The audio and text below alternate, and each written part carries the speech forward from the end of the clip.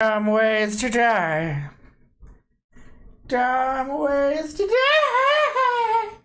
So many dumb fucking ways to die. Can I use the fucking R2, please? Why don't you use a fucking Zhongli shield? Why aren't... That's not how you do it! What the fuck are you doing? I have never played this team. These are not my fucking you're character. like letting Zhongli bend over and take it up the ass. Happy birthday, Justin. Based on the fandom, he might like that. As long as it's a child. Tartaglia. Or child. Zhao. Tartaglia. Not... No, Zhao's a bottom, bro. Zhao's the one taking it. Ain't no way Zhao giving it to Zhongli. I'm not saying.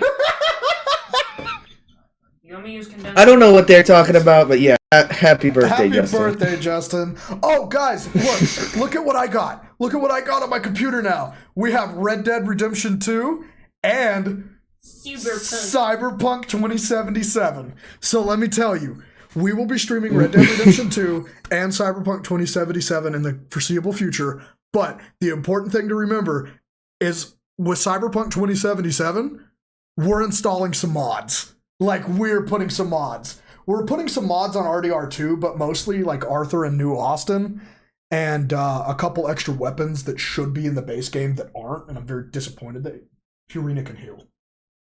I know that. Some weapons that aren't in the base game, but when it comes to Cyberpunk 2077, I'm getting some of the customization mods, as in like, you know, better hair choices, different hair colors, character customization mods is what I will be downloading for 2077. And if there's any other mods that I see, I'll probably add them. But for the most part, we are gonna mod. Yes, we will do the Nezuko run for this.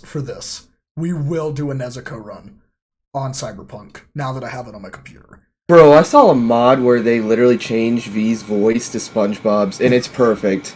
But, dude, that's great. So, since I'll do a Nezuko run, that's when the extra customization options will come in a lot more handy. Like I said, with this, it's pretty much just going to be a weapon mod, and Arthur Morgan gets to go into New Austin without dying mod. That's what that's going to really... Captain, do you play TF2? No. No, I don't.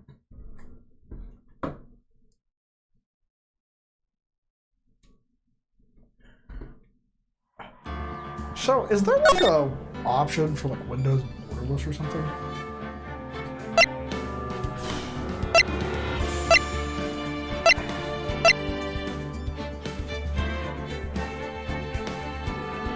Oh, cool. Guys, look, I can click... I should be able... Oh, sweet, I can click off the game without fucking having it close. Let's go. Captain's about to have a PTSD attack, man. Have some osmanthus wine on the house. Speaking of that, I'm actually actively playing Genshin at the same time that I'm doing this. I'm not gonna lie. How ironic. I'm playing Genshin at the same time. Windowed full screen. I have to do it because if I don't, every time I fucking click off the game, I expose my home screen. But yeah, we'll be doing modded Cyberpunk and modded RDR2 for some games. We'll probably interchange those on Sunday. Actually, Sunday will either be RDR2 or Cyberpunk. Just letting you guys know. Also, for Saturday, Doki Doki's coming back finally. Just letting everybody know. Cam, what the fuck are we doing? you did all this. I didn't do anything. Yeah, just, can I do a couple things here? Alright, so we're about to get into this. Cam's gonna take over for just a little bit, because I'm gonna go use the restroom and shit after she gets back. Press the bitch!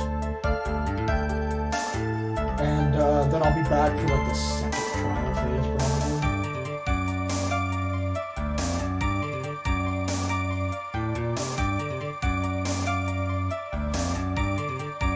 We're trying to get the mommy bird on my Genshin account upgraded, so forgive me. Forgive me that's more important than you guys. It's not even slightly more important, it is very much more important. I'm just kidding. What the fuck?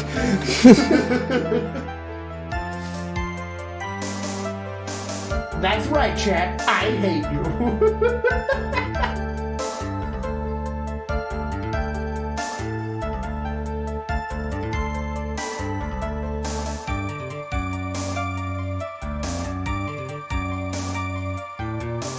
Captain, do you remember what happened last time?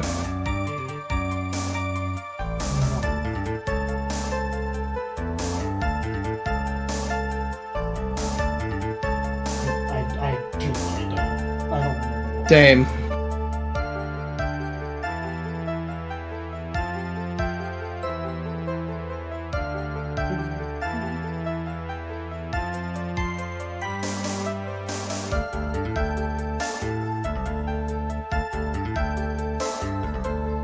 Have you ever done something really stupid?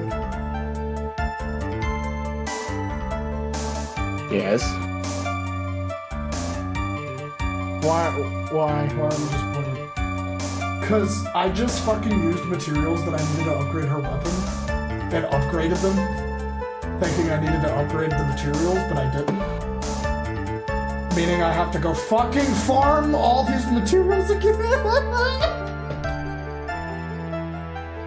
I hate this game.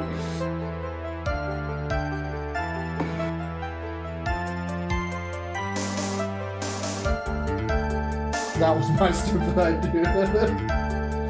Dude, Hu Tao be slim thick, you know what I'm saying?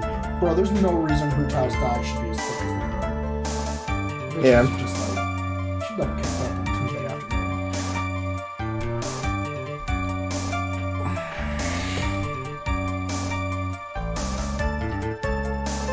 What's up?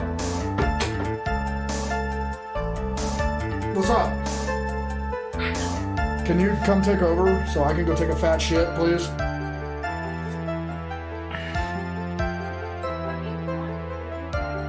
Why are we wearing red for the Chinese New Year? Is that like a rule? Do I have to do that? Is that a rule? If that's a rule, I'm very sad.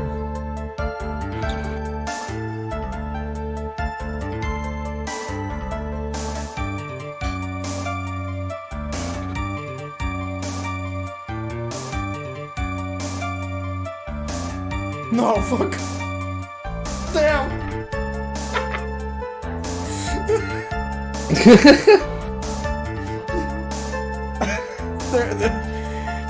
I was being told to wear red for the Chinese New Year tomorrow, and I asked, was that a rule? But it means good luck, and Justin took it as the other type of red. You know, the better dead than red type of red. I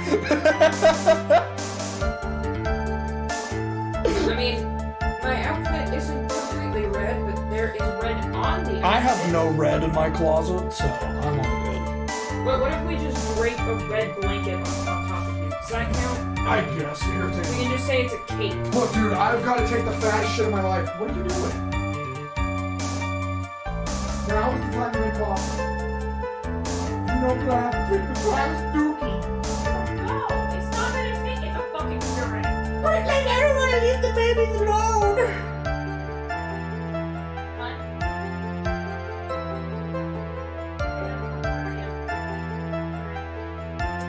Don't you tell them about my coloring habit.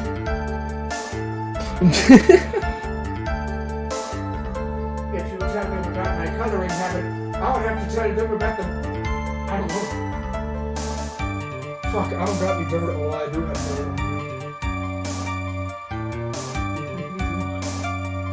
Oh no, you touched.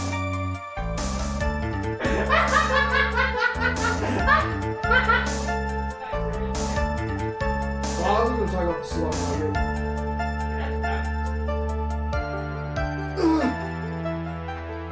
Oh my god, I have the shit. Please get in here. No, I can't leave the children alone. Yes, they are. Babies.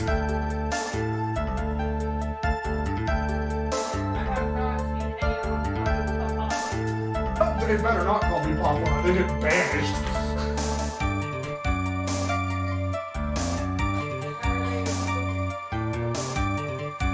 They're like my metaphorical children. I was gonna say they came out of my metaphorical balls. I'm taking your chair. Look. Oh my god, I gotta shit, but I gotta say this sentence. Look, the channel came out of my metaphorical balls, and they all gathered in the channel, meaning that they are metaphorically inside of the child. That sounds worse.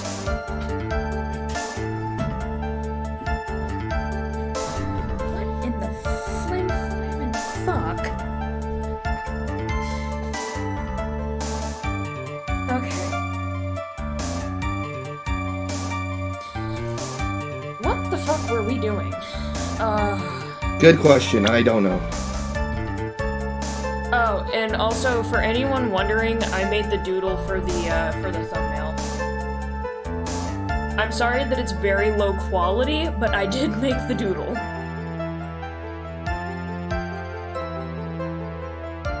It's all good.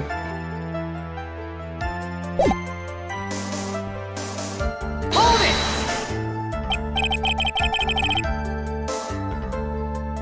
Thank you, Jean. What do you mean by I took action? I was lying. God, my poop is coming. Listen. You made that? Yes. Oh, dude, that's so cool. Oh. Would you go use the fucking bathroom? I tried to take a shit, okay? Look, I sat down in the toy, and I went to push my poopies out. My booty. And when I pushed, nothing came out. What the fuck? That was air. Oh. I have an idea, but you're gonna hate it. Oh.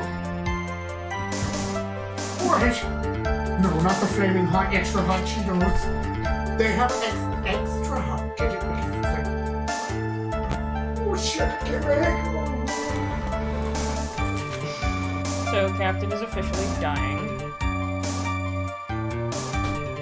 Sounds about right. So, it seems like I'm taking over this channel now, Chad. Buckle up, buttercups, because today is the day you guys become men. Give him some Taco Bell. Last time we ate Taco Bell where we live, I got food poisoning, so that is gonna be a hard no. Can someone help me? I'm not sure if Tartaglia is hitting on me. Has he shown you his jiggle physics yet? Oh yeah, by the way, Ralph, did you know that Wordsley has a bulge? Not until now.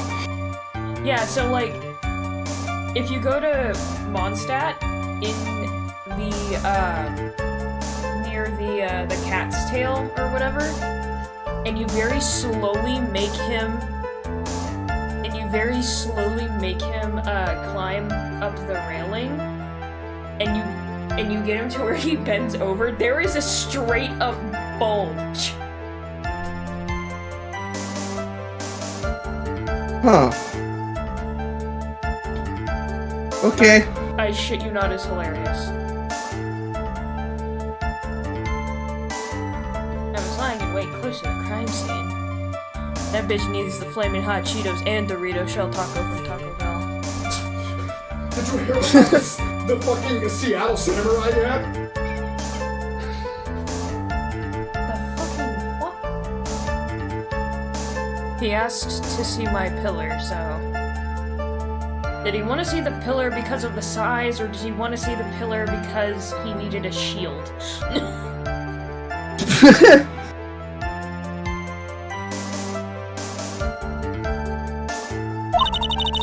Once that slimy woman came out of Juan's room, I was going to capture her and teach her a good lesson, something you youngins need. We were going to teach her a good lesson. I was going to make her eat the damaging beams of my ray gun. Like this. No, stop! It's a fucking plastic toy!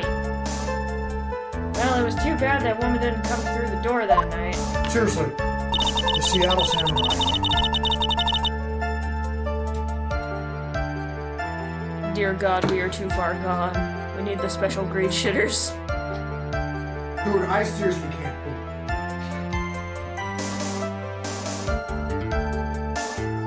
I have tried to make the point. Zhongli, Tartaglia is what we like to consider a man whore. Alright?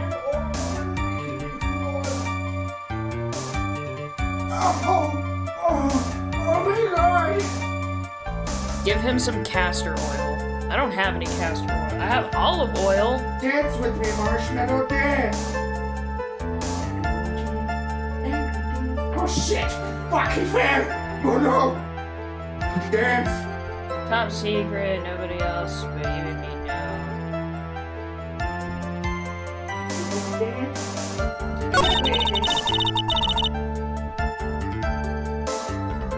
I don't know what the fuck Captain's on today, but he's on some shit. So, she said that she was waiting for the woman. Do I present, do I present Adrian then?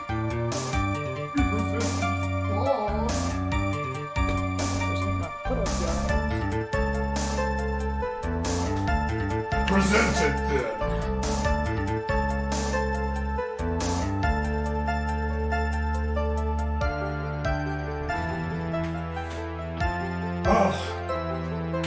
approaching me.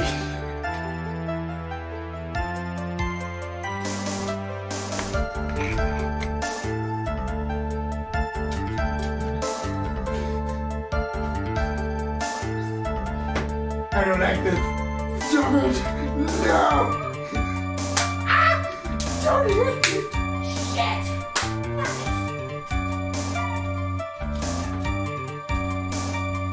The fuck's going on? I stopped paying attention for a second.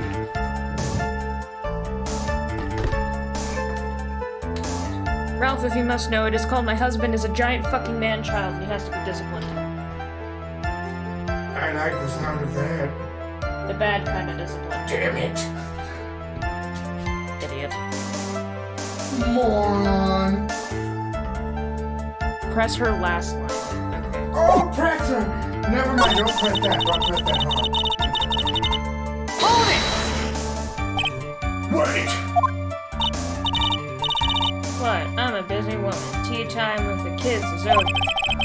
Secret information that no one else knows yet.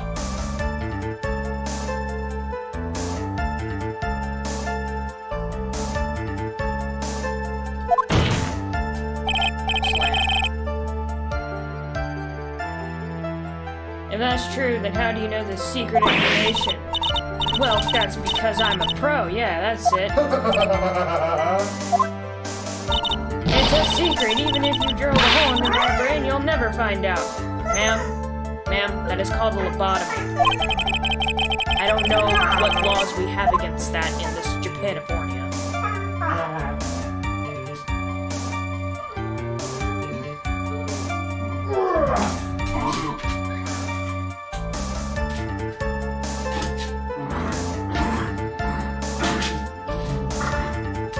Olive. Would you two stop it?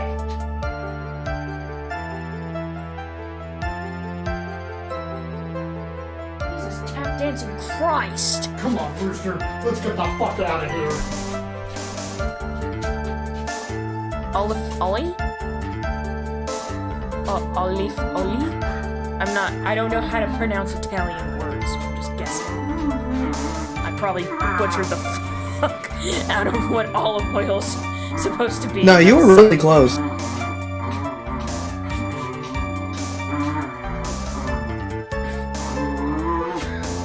So, like, are you gonna sit in here and read, or are you gonna use the bathroom? I'm trying to summon the poop.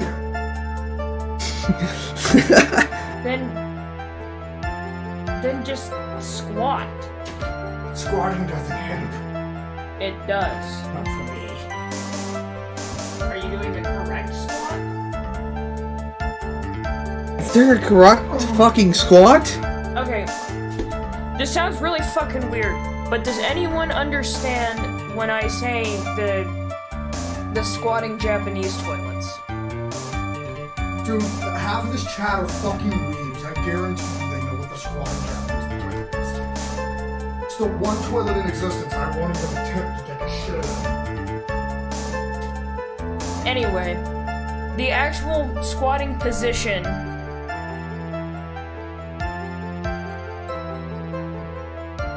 Okay, so there is a thing called a squatting toilet, alright? Normally they're found in Japan and they're like 90% of the public restrooms is nothing but squatting toilets. So, you don't just stand over it, you have to squat, alright? And how you do it is you have to squat with your feet like shoulder length apart, essentially. Oh my god, everyone watch out! Watch his bullet coming! Oh god. And you bend your knees all the way down, flat foot, and essentially your ass has to touch your ankles. Okay. And I kid you not, because of the position that you were in, it actually makes your entire colon one straight line.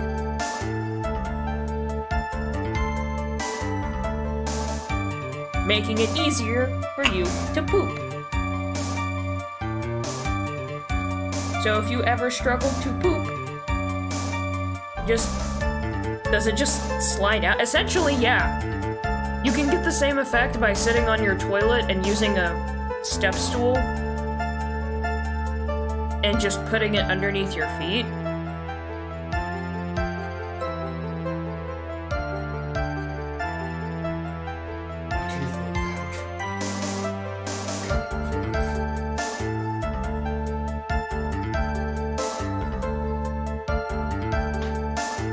We are not safe. You have to understand. Listen to me. Listen.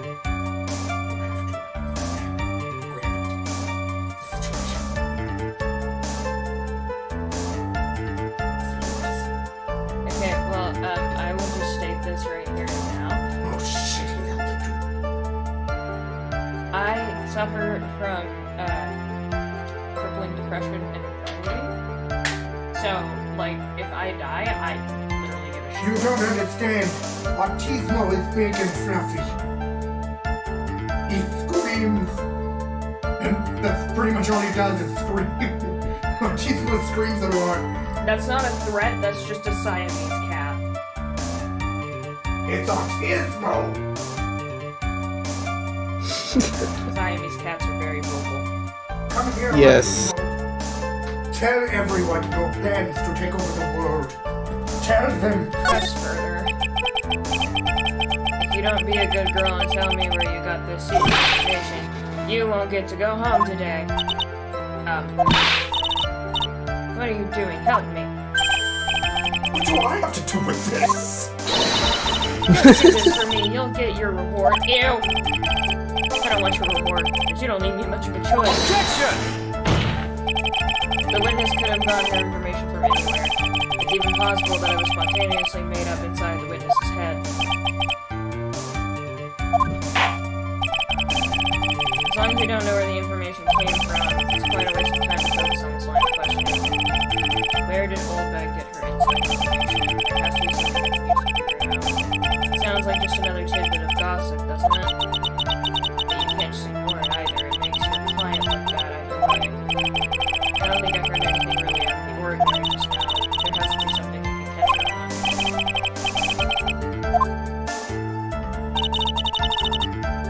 I'm sure it's the newspaper tabloid clip. Yeah. Oh gosh damn it, I skipped over it. Probably wouldn't have happened if someone would shut the fuck up and let me focus! It was a dog.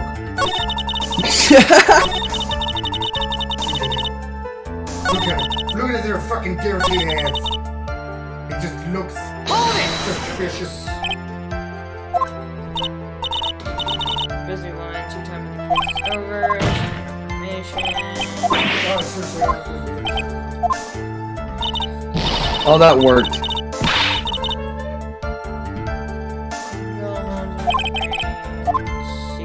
Present evidence. So no one else is supposed to know this secret information, correct? If that's true, then why do you know, Miss Oldbag? Why are you looking at me like that? Stop that! Witness! I hate to say it, but this is how you came to acquire your secret info, isn't it? Yeah. Present. Take that! Objection! You call that proof? It looks more like proof of spite towards the witness.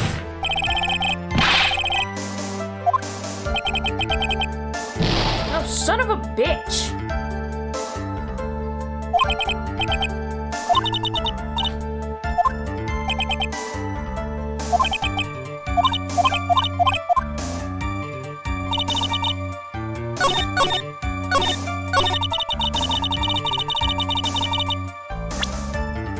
Okay, so what the fuck else would possibly tell me?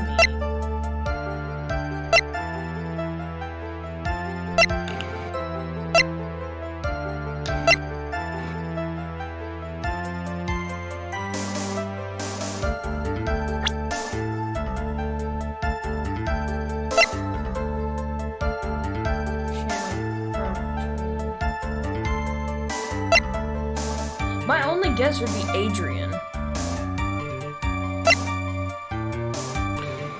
check Lotta's camera? Justin says. I can't check it because I don't have the camera.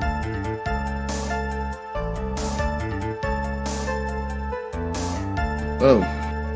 Shit. Yeah, so... Kill the old lady and run. I fucking wish. I really wish. As in, read it.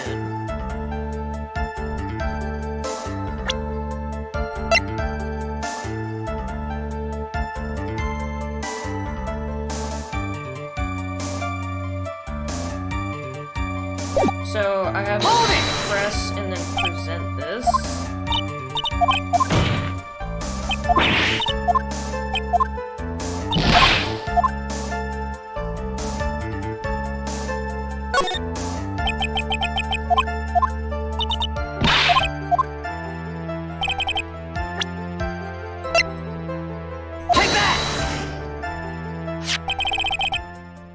The investigative photographer Lotta Hart. Oh yes, I remember that mischievous girl.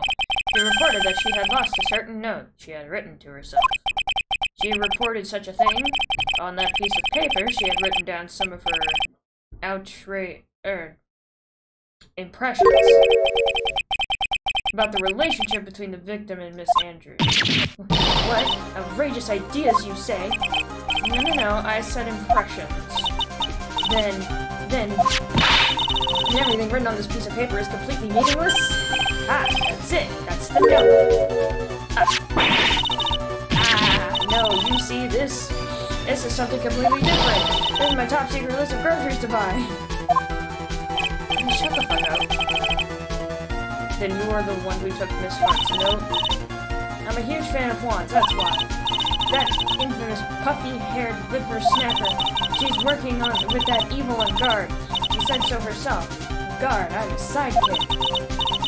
She was so happy, smiling like a silly duck. I was only checking what she had written. Edgy-poo, you believe me, don't you? I was only trying to help out the angel, like the angel I am. It's only one little piece of paper. I've never taken anything else before.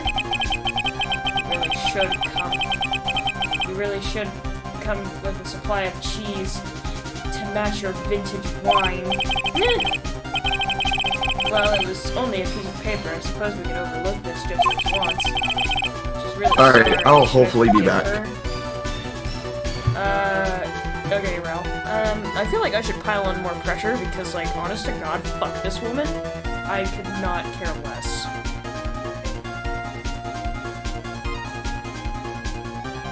Wait, are you saying fuck no as in more pressure or forgive?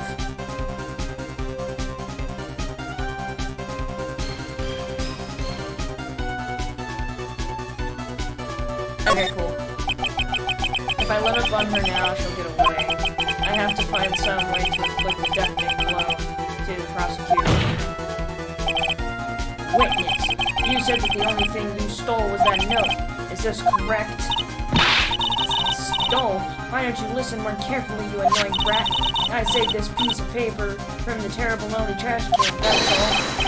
You're lying, damn it, and I can prove it. Are you putting my credibility under scrutiny again? I don't believe that the note is the only thing you stole that night. It'd be the camera too, wouldn't it? I don't know, Jelly, but I really hope he has.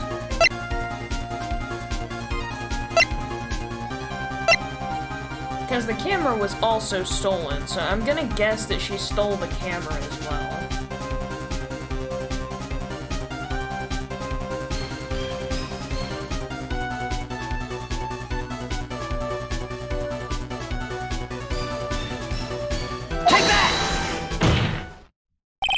Miss Oldbag, that note was with a camera inside this case, wasn't it? A camera? Yesterday, Lotta Hart was raising a huge stink over her camera. She kept saying something like, my sweetie, a $1,600 camera disappeared on me. What? Witness? What is it, Gramps? If you have the note, then it's only logical that you have the camera too. Grr. Looks like you found me out again, Sonny. Is this the camera? Is this the camera you're looking for? That's... What? Even though I look like this, I'm still a person, you know? Silly meals like you, I fall in love and borrow things from people. I think your definition of borrow is a little off. I saw that woman's business card, and that's when I noticed it said, slime bag celebrity God, I can't fucking read. Photographer extraordinaire. Well, when I saw that, I had to know what sort of picture she had taken. I'm a professional security guard. It's my business to know these things. Hey, check this camera's photos. Hurry! We must examine them at once.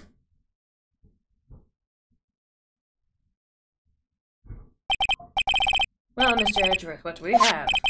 There is only one photo that seems to be relevant in this case. Please present it to the court. This is the nickel sample. See, I told you, that's the guy I saw.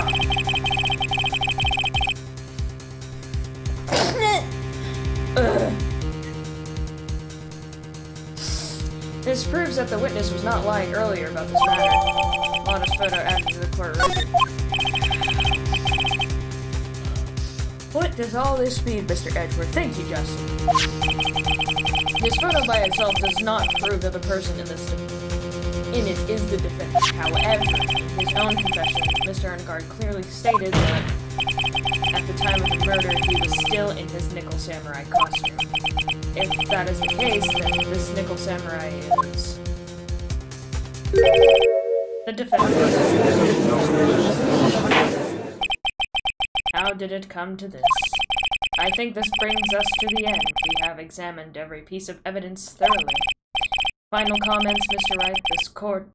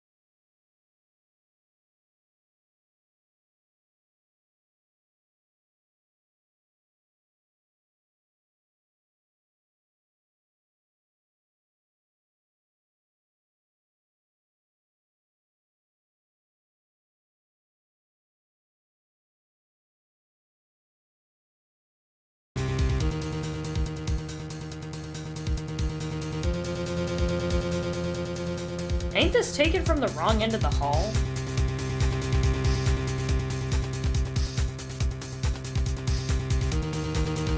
Also, why is there gears on this one? I thought he had buttons.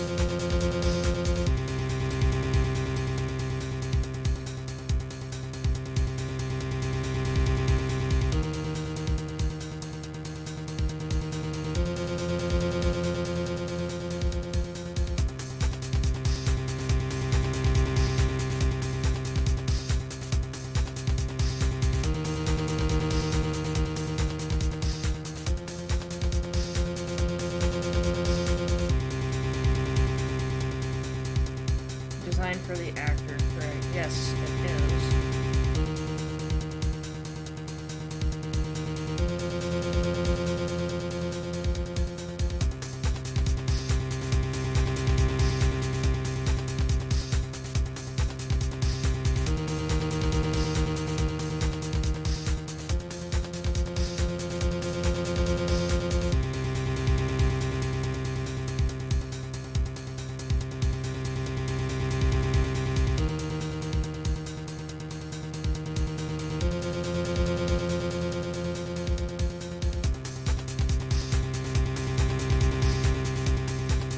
see something that would happen if someone else wore the costume instead?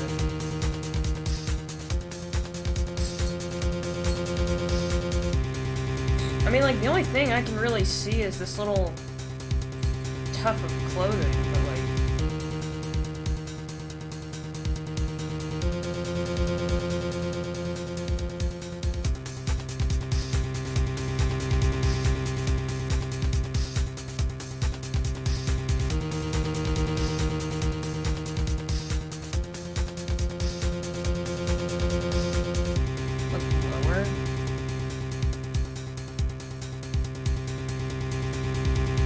How the pants drag?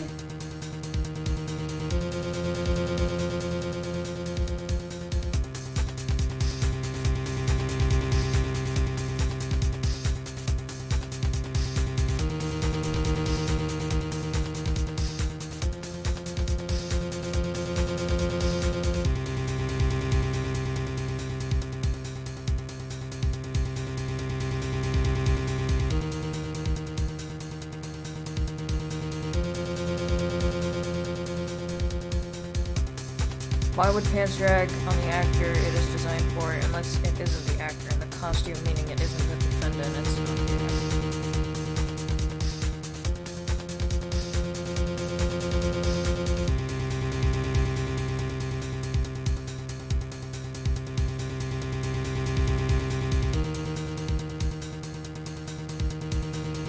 So, just like the pants?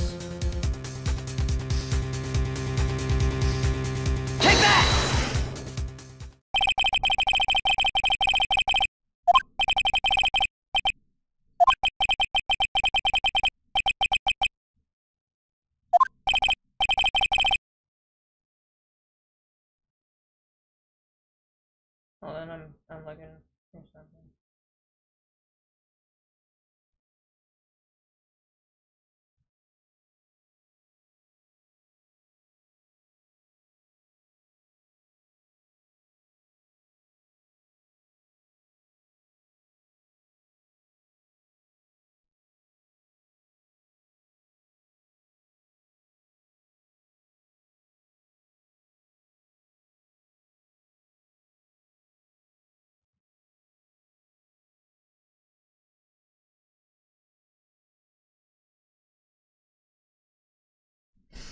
Alright, what does that mean?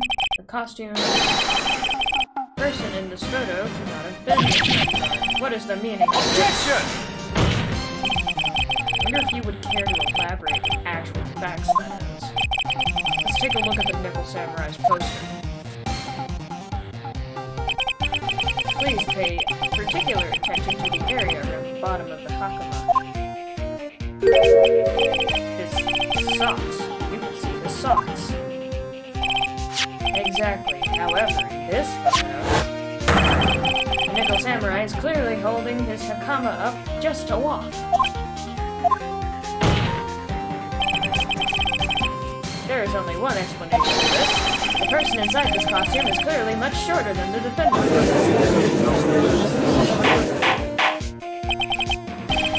Alright, I think I'm turning things around for myself this time.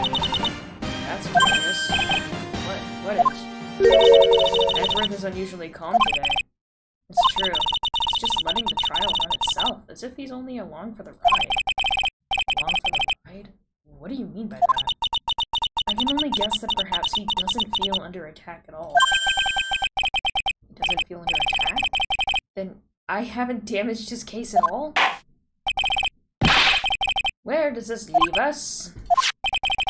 If the person in this photo is not Matt Dog, then everything the prosecution is trying to prove has become meaningless. I figured it would come to this. What? Right, I have something I want to ask you. I think you have proven that the person inside this costume is not Madame God. In that case, who is this a photo of?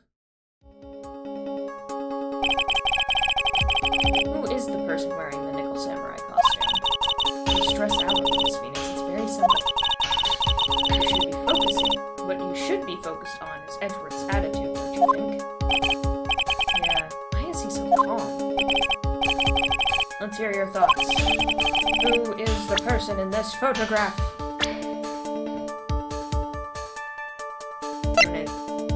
I say it's Adrian, but...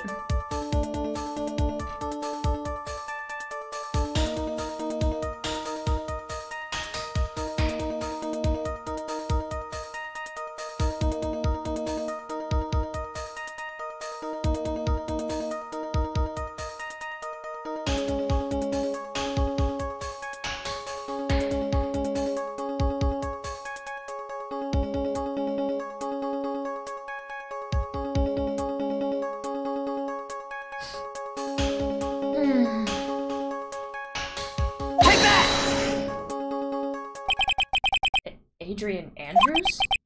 If you want to know who that nickel samurai is, it is none other than this woman. And why would you say it must be Miss Andrews? What in the world points you to her? For starters, she's short, and she can freely move in and out of Mr. Ungard's room. Finally, she had dinner with Mr. Ungard that night. How does that all add up? It means that it makes it very easy for her to get a certain item. A certain knife with Mr. Ungard's fingerprints all over it. The knife that was used as a murder weapon. Why don't you just say what it is you want, right? I have to do this now. This is my last chance to turn things around. The defense moves to... indict Miss Adrian Andrews in the murder of one Korean.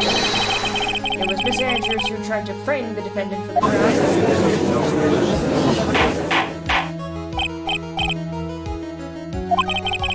Looks like this trial has hit a most unexpected development. Mr. Edgeworth? Yes, Your Honor. This court is issuing a subpoena for Miss Andrews. The verdict cannot be passed without first hearing her testimony.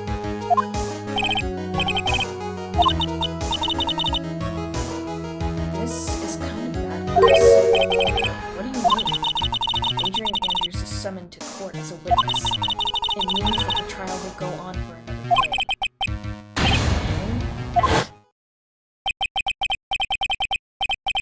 If I don't get a verdict today, then I'll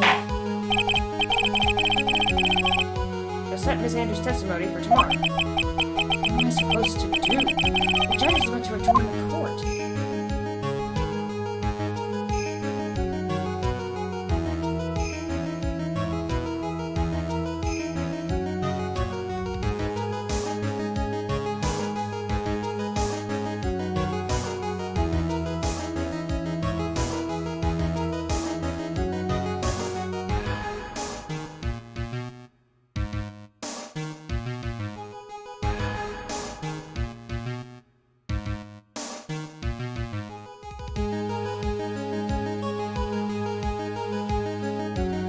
Well, we do need to keep going or Maya dies. Yeah, this is fair. Now, objection! Please, Your Honor, continue the trial. You must pass a verdict today. I can't do that. You cannot hear Miss Andrews' testimony. She is not...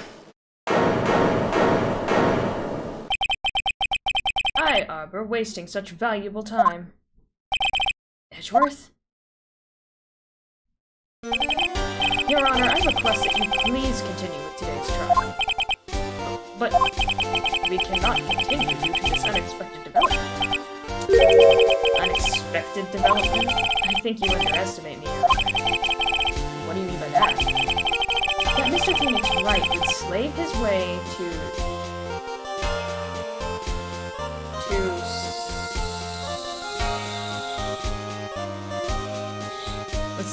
subpoenaing Miss Andrews at all. Happening according to plan, even if Wright was a bit slow to catch on. What is the meaning of your statement, Mr. Edgeworth? Miss Adrian Andrews is currently waiting in the prosecution's lobby. She is the next witness. Everything was planned out in advance by that man. Somehow, I knew there was no way Edgeworth would overlook Miss Andrews. Looks like this battle is far from over. Exactly. Edward, thank you, but also, fuck you.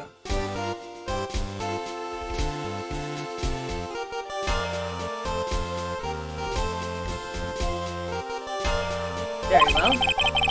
We will call the next witness. However, before we proceed, we shall take a 10-minute recess. Please prepare your witness in that time, Mr. Edgeworth.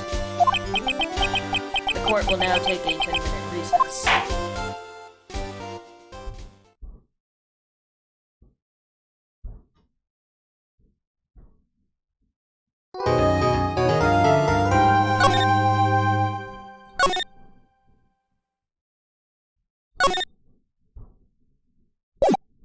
Alright.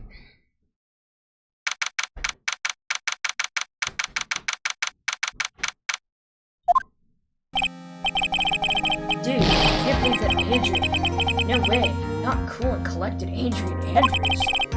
She is your manager.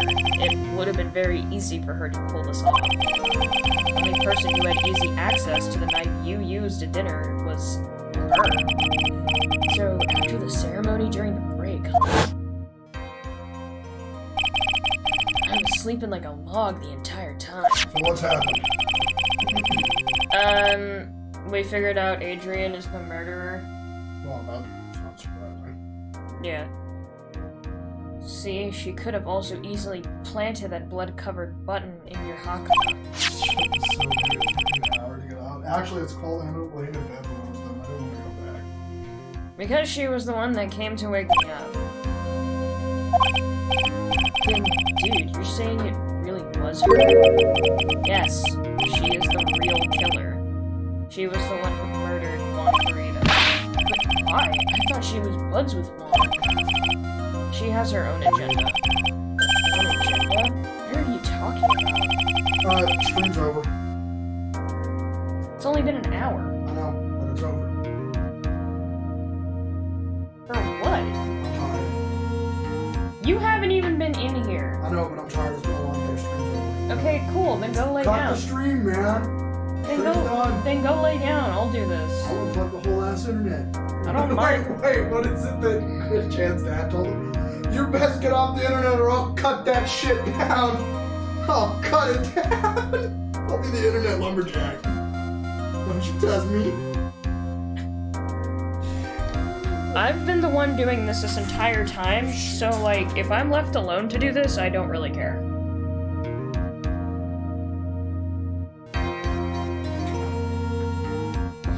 I haven't even had anything today. No, Captain's not drunk, he's just stupid. You were so fucking mean to me sometimes.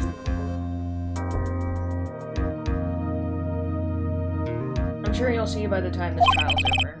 It'll be alright, I'll get you acquitted by the end of today.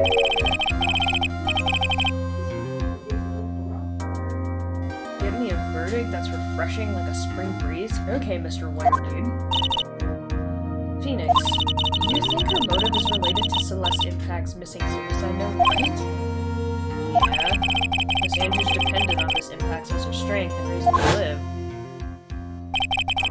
But then Miss Impact suddenly offed herself. Sounds like she left a spicy note, and the person thought... You already said suicide. It's too late. The person thought to have hidden it is Juan Carita, the victim of this murder. That's why I think Miss Andrews got close to Mr. Carita, all to get the note back. Sounds plausible. But one thing bothers me. What? Who was it that first told us about their relationship? Better stated, Miss Andrews' dependency issues with regards to Miss Impact's. It was Edgeworth. It looks like he's still the one in command of this ship.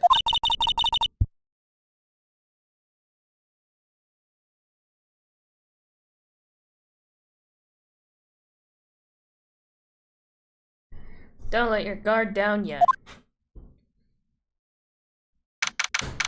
March 22, 2:25 p.m. District Court, courtroom number 3.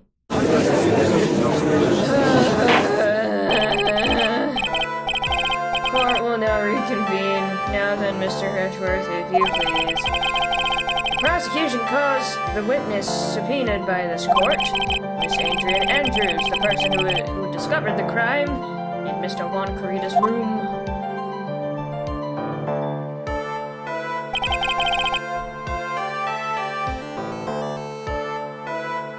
What is your occupation? I am the manager of the defendant in this case, Mr. Guard. Let's see, now then. Before we begin, Your Honor, I have one request. Yes, sure, what is it? I'm sure everyone in this room is wondering the same thing. God, this music is loud.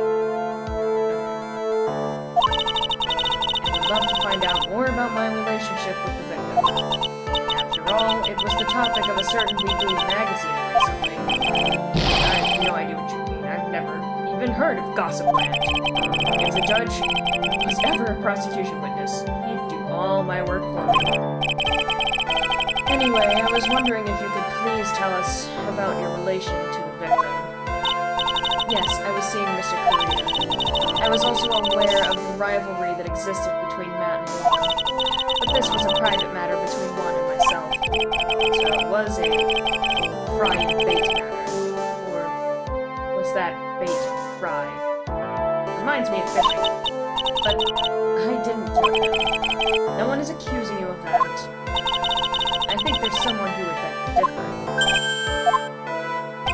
I think we all understand your relationship with the victim now, Miss Andrews. Very well then. Witness, please testify to the court about what happened when you discovered the murder that had taken place.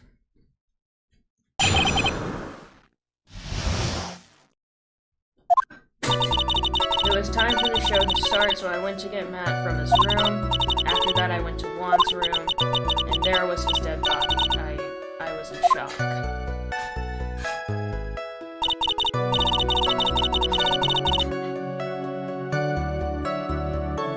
What I saw was naturally the exact same scene as in the crime scene photo. I felt as though I was about to faint, so I poured myself a glass of juice. You poured yourself a glass of juice? Yes. Sadly, I didn't remember not to touch things at the scene of the crime. And I disturbed the crime scene by moving this one thing.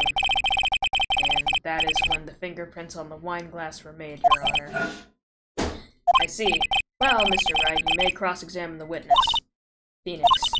She is one cool and collected customer, and she has the brains to match. You hate horses. I don't hate horses.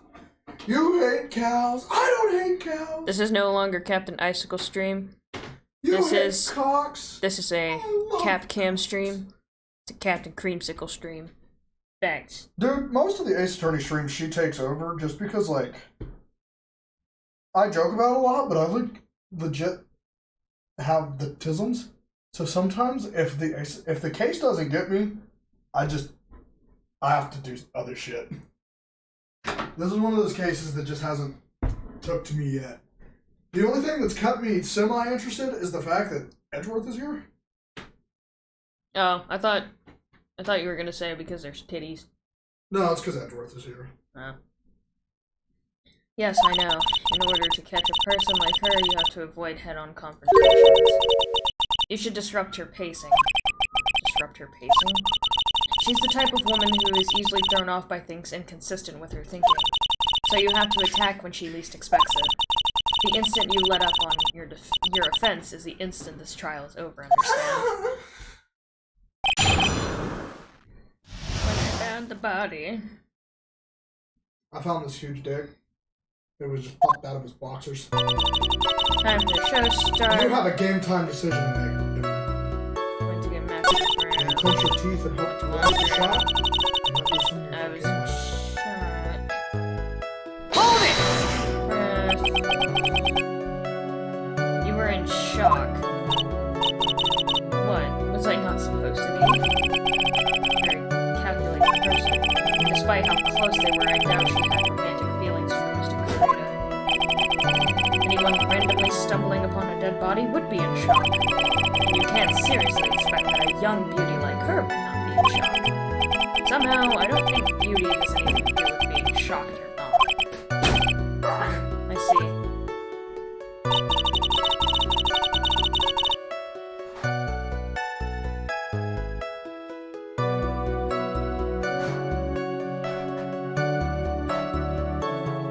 saw naturally set some scene.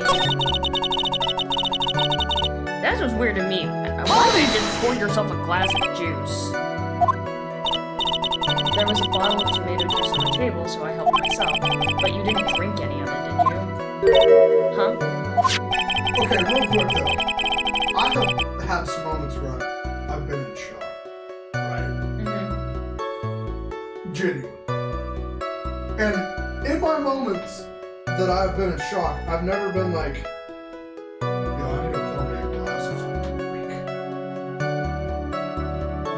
Like, Bro, especially not fucking tomato juice. I've never had the mental faculties when in shock to be like, glass, liquid, pour, wow, this is crazy. If I'm in shock, most of the time I'm gonna be standing there either not moving, or hyperventilating, or gagging. Bro, I ain't gonna lie, depending on how shocking the situation is for me, I may just step outside, go to a street corner, and bum a cigarette off of someone. Shit, you know, I'd just be like, well, I can't deal with this mental strain today. Fuck this.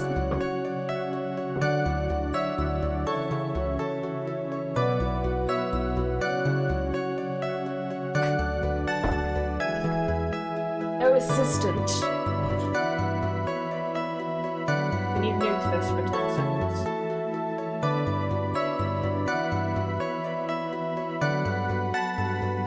You okay? Actually, no.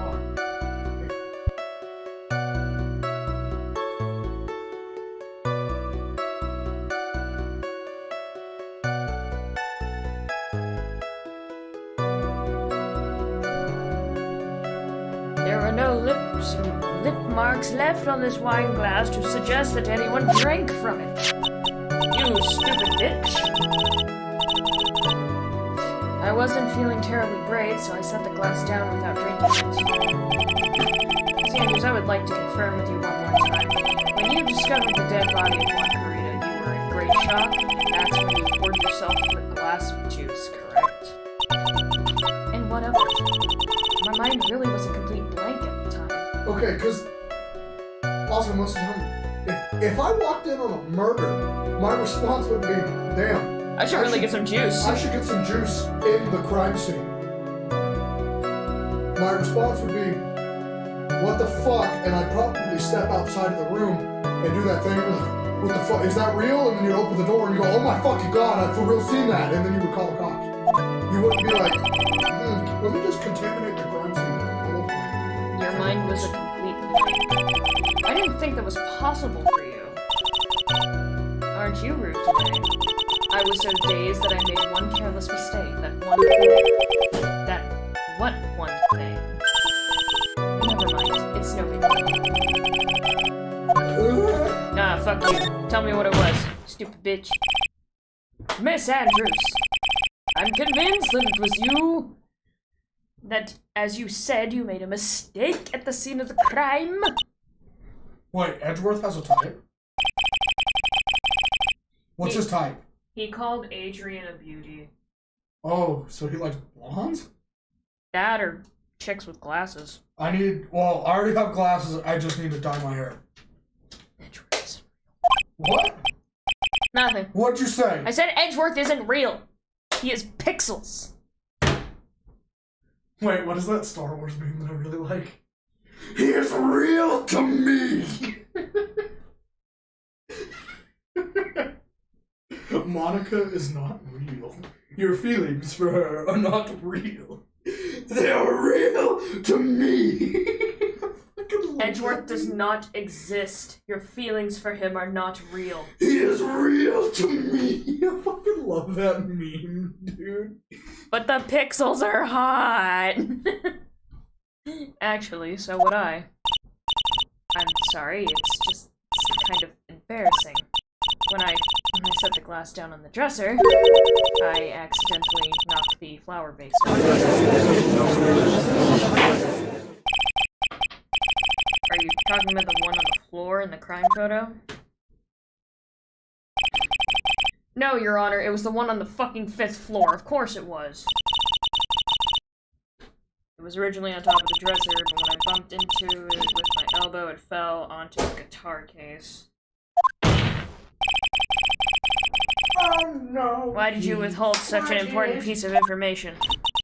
I'm sorry. I thought that since the crime scene was already in disarray, that people would simply assume the vase was just another part of the mess. Marshall, what do you think of this bullshit? Did you hear that? I think this bitch lying. You think that bitch lying? Yes. Looks like yet another fact has come to light here. Please add this and anything else you have to reveal to your testimony. I'm sorry, but I have nothing more to add. I didn't touch anything else. Bullshit. I was the one who knocked over the flower vase where it fell into the guitar case. The pixels are hot. Jelly, I don't think you're lesbian. I'm pretty sure you're like a bisexual. But not for real men. Sexual. Jelly, that example is like real men? Nah, fictional men?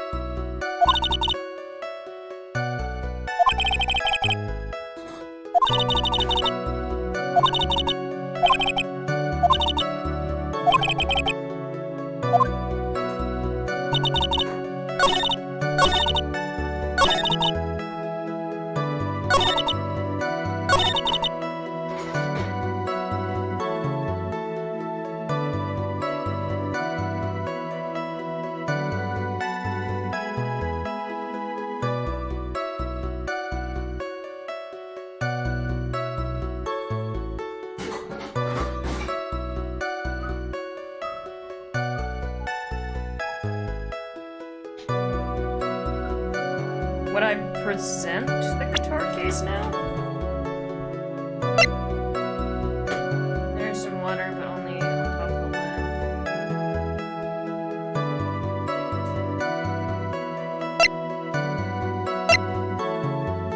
I was right. I was right.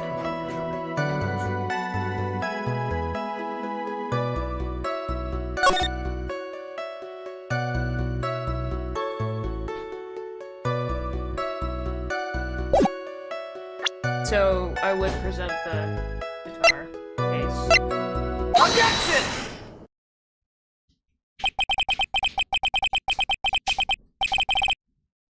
Alright, so I'm cooking food. We can end stream when food's done. Okay. Because it's gonna be a little bit, you know.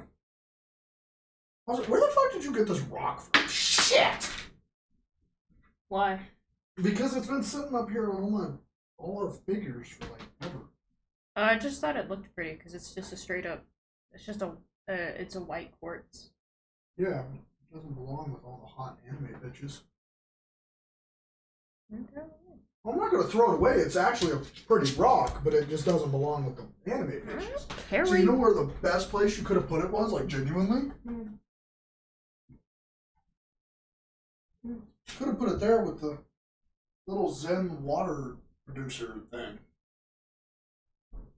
Whatever the hell that thing's called. It's a little water fountain thingy.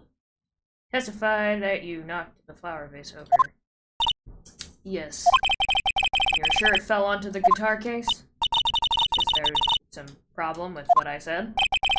It's not some problem, it's a major problem. It's true that the top of the guitar case was wet with water, however, that's exactly what is so strange. Miss Andrews, you testified that the vase fell onto the guitar case.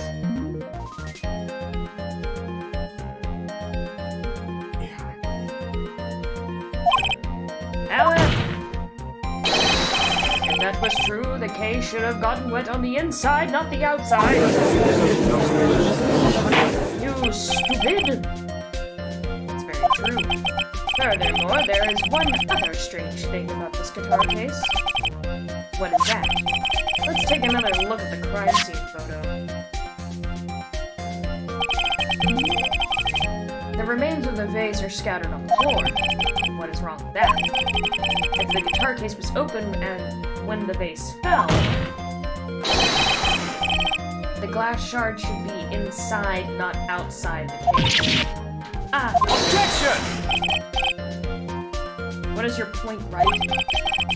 It means the scene is framed! That the case was closed at the time the vase was knocked over? Is that all? Objection! No. Think back to what Miss Andrew Oh, how testified much to. I have missed in the She said that, other than the vase, she didn't touch anything else. Grr. Yes, that's right. She did implicitly say she didn't touch the Objection! But this whole matter with the guitar case is a dead end.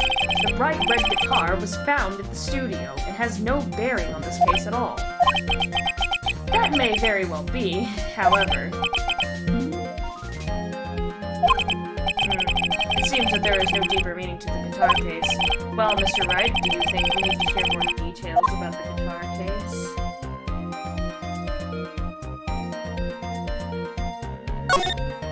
I say make her testify. The empty guitar case. I believe this is a crucial piece of the puzzle. Heh, I can't believe anyone would reach for straws like this, but it is you. I can't believe I'm doing this either. I don't get paid enough for this shit. I'll follow along for now. Miss Andrews, please testify to the court about the guitar case. Yes, Your Honor.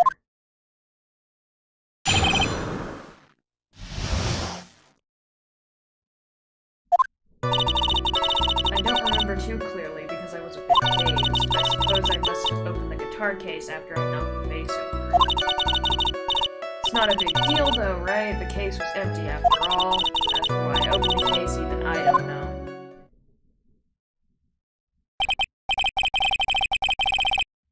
This should be super easy now. It should be. Looks like this really wasn't a very important point. This wastefulness is such a familiar feeling by now, it's almost comforting. Anyway, I'll just go ahead and start the cross-examination. Using anyway to change the topic, a convenient escape for a weak man. Throws shoe at Edgeworth. But I was a bit dazed. I suppose I must have opened the guitar case after I knocked the vase over.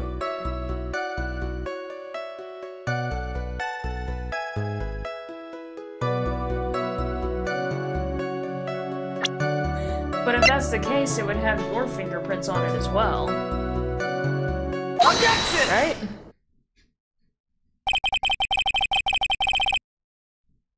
There is no way you were the one who opened the guitar case. Why would you say that? Because it doesn't have your fingerprints, you stupid bitch! It's elementary, my dear. Because the only fingerprints on this guitar case are those of the victim! You bubble-headed blonde bitch! What is it, Miss Andrews? You shouldn't assume that I must have left prints just because I touched the case. What do you mean? What if I were to tell you that I was wearing gloves at the time? Gloves? But why would you be wearing gloves at the time?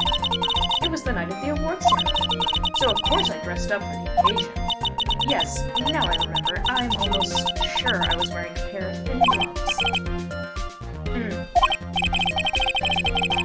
Well, Mr. Wright, it seems the witness was wearing gloves at the scene of the crime. That's strange. You were wearing gloves. Isn't that a little strange? Why is that strange? Do you have something that would prove I was not wearing gloves at the time? Shit.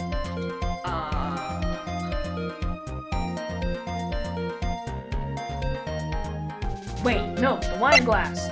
Because it has her fingerprints on it. Take that! I'm stupid. I have your proof right here. This wine glass. The wine glass? You left your fingerprints very clearly on this wine glass. Damn it! Even if you took your gloves off when you poured yourself this glass of juice, wouldn't you think it was just a little strange that you put your gloves back on just to open the guitar case? Oh shit, we broke her glasses. I don't know why they made her make that face, though. That seemed a bit too sexual for a for a, what would be the correct word to use here? For a scream of frustration. Looks like you hit the nail on the head this time. What do you mean? I believe that guitar case plays a very important role here, but it's just an empty case. I wonder if it really was empty, though. But the guitar, the bright red guitar, was at the studio. Phoenix, drop all of your assumptions. What was in the guitar case was not the bright red guitar. You don't mean it was a bright white guitar. Wait, that's not right either. Fucking gosh damn it, right? I admit it would be unnatural for someone to do that. So the witness was not wearing gloves, despite the fact that on that case, Your Honor, this is obviously the defense's usual misdirection tactic at work. Steer the court towards an unrelated topic and lull us all into his Objection! Shut the fuck up, Edward! I'm working! No, Your Honor, please recall that Miss Andrews testified that the vase fell onto the guitar case, which means that the case was closed when the crime took place. However, it is wide open in this photo of the crime scene. I am sure this guitar case has some relation to the Objection! If you are so sure, right, then I'm sure you can somehow substantiate your outrageous claim, correct? Please enlighten us as to why the guitar case has anything at all to do with this murder. Can you do that, Mr. Wright? Well, let's suppose for a second that the bright red guitar was not the only thing that could have been in the case. The bright red guitar not being the only thing. You don't need to suggest that a bright black guitar... So you intend to push your theory that the case was not empty, is that it, right? I wouldn't say something I didn't intend to prove. Deflate that head of yours, you haven't proven anything yet.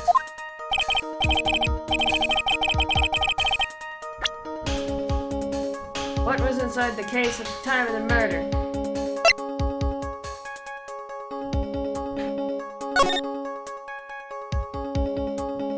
It'd be a spare costume, because if he fell asleep wearing it... Yeah, so I present this.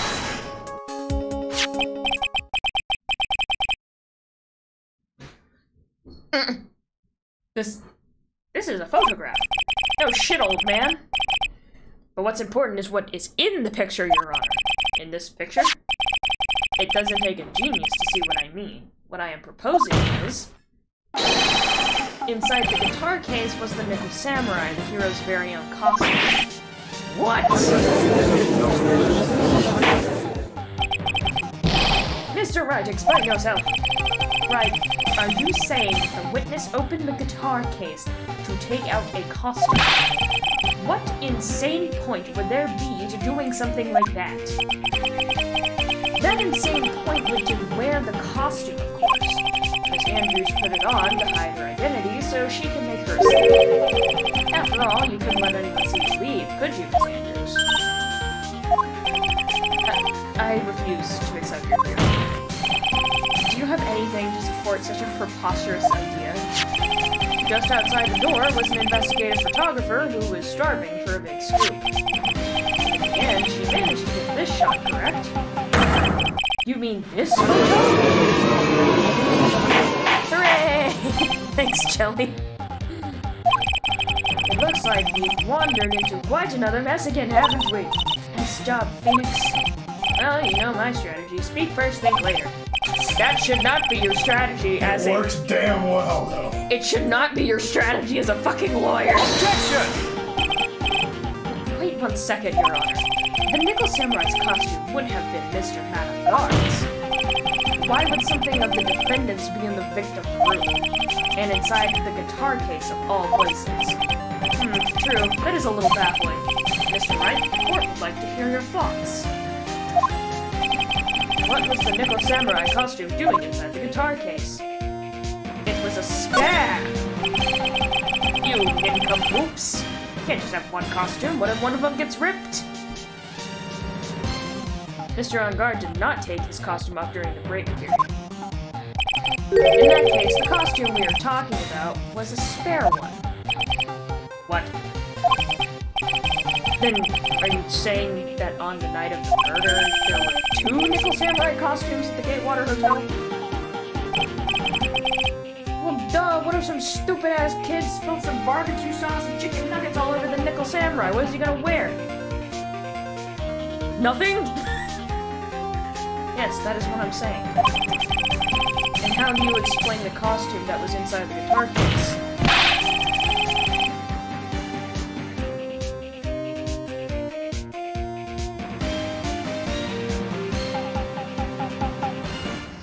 Are you saying that there was a murder? Possibly. It would mean that the victim himself had brought the spare to the ceremony on purpose. This is too much blue for an outfit. But why? The victim, Mr. Kurita, was the jamming ninja. Why would he secretly bring the Nickel Samurai spare costume with him? What could be the reason behind such a peculiar act? And therein lies the sticking point. Objection! What are you mumbling to yourself about now? You've just been rambling all this time without any sense of inner monologue? No, I just... Mr. Wright, please explain yourself. What do you think the victim had the Nickel Sam... Why do you think the victim had the Nickel Samurai spare costume? Phoenix, are you sure you can explain this one?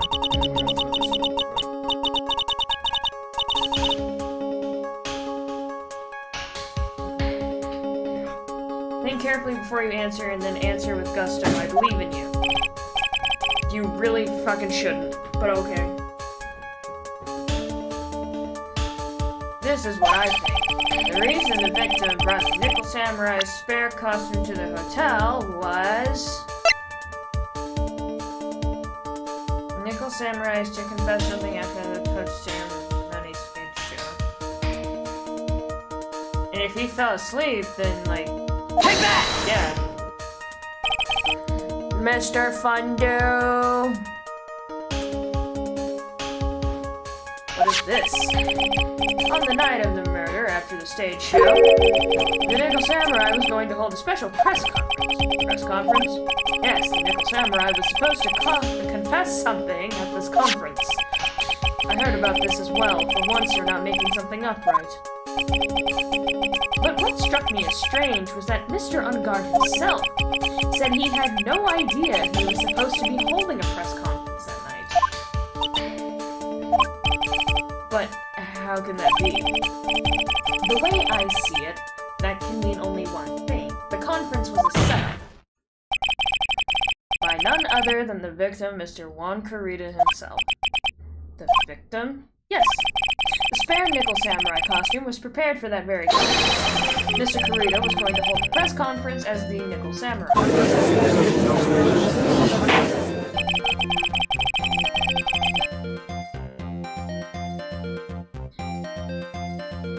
He was going to dress up as the Nickel Samurai and hold a conference? But why would the victim do such a thing? That's something I don't quite know yet. However, what I am concerned with right now is what he intended to reveal at the conference. What? Check the dishwasher. The Nickel Samurai was going to confess something, and by confess, I'd wager he was going to reveal something about himself. Which means that Juan Kurita, posing as the Nickel Samurai, was going to speak about Matt Ungard. Yes, I guess that is what I mean. But if that's the case, that's not a confession. That's public disclosure. Miss Andrews, I can see why you are pros at what you do. Pardon me. Yes, just as you say, the press conference was a setup by one. Miss Andrews, please offer us an explanation for this. I was the one he asked to help set it up. And the person who prepared the second costume for him, that was also me. You! Juan had bet everything on the jamming ninja this year. And if he lost the Grand Prix, he was going to make sure Matt was going down with him. That's what he thought anyway. He was going to ruin him, huh? It looked like somehow Juan had in his hands a secret so powerful that it would destroy Matt's acting career had it been revealed. What?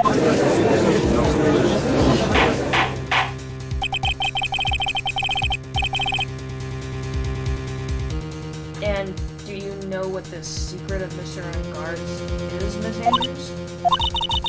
And that's something only Juan knew. I don't know what it is. I see. I've probably been coming off quite suspicious to everyone. But that's to be expected. I've been trying to protect Matt after all. Protect Mr. Unguard. And yet another strange bit of truth comes to light, it seems. Miss Andrews, if you could, please tell us the truth about your behavior. Yes, Your Honor, I understand.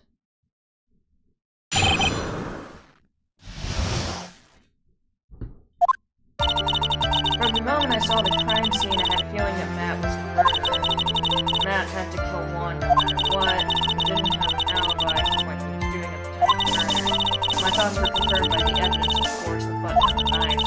But I'm Matt's manager, so I felt that I had to protect him.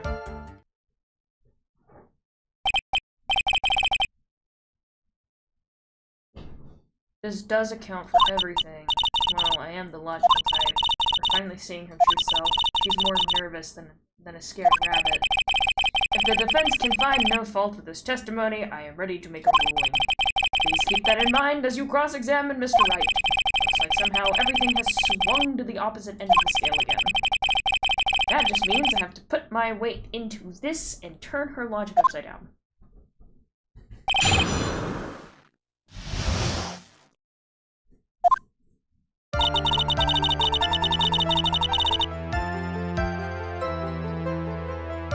The moment I saw the crime scene, had a feeling Matt had to kill Juan no matter what. Didn't have an alibi for what he was doing. Thoughts were confirmed by the evidence.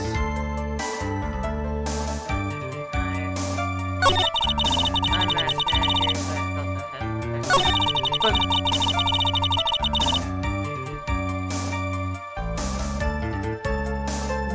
there could have been so many other things, so why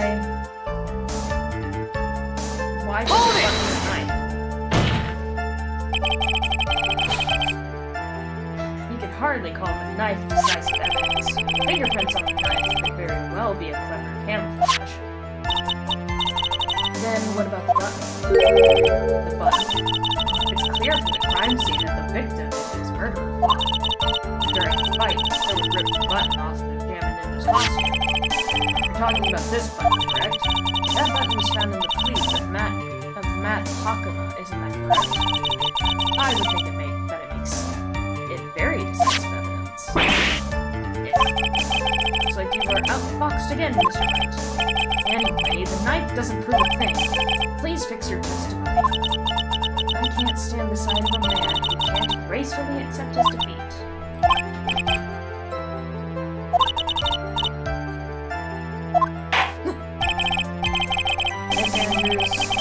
Mr. Wright's sake, please add this information to your testimony. The button was torn off Juan during his fight with Matt.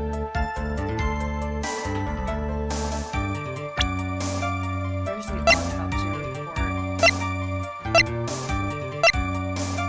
Okay. Strangled with scarf. And shaved with knife. Objection! This is the victim's autopsy report. It clearly states that the cause of death was strangulation by a scarf. Strangulation?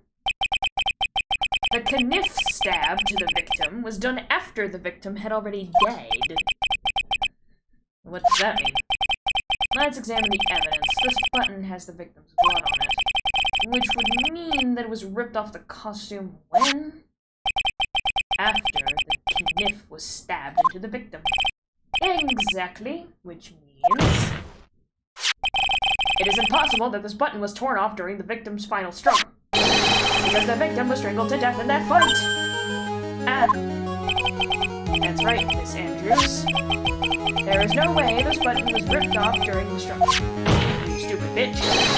This button was consciously pulled off the victim's already dead body.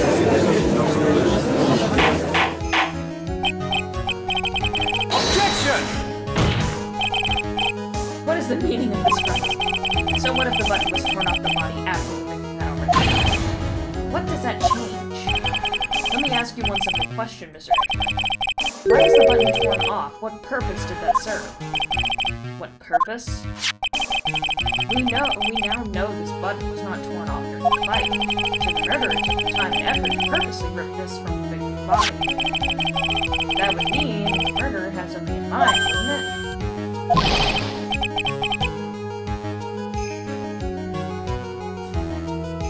Does this mean you know what the murderer wanted to do with this button? What was it? To pin it on guard.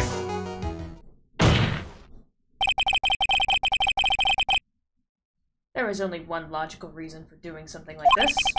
It was to pin the crime on Mr. Unguard. There is no way anyone would put a bloodied button in their own pants. That's right, Mr. Unguard was saved by the real killer.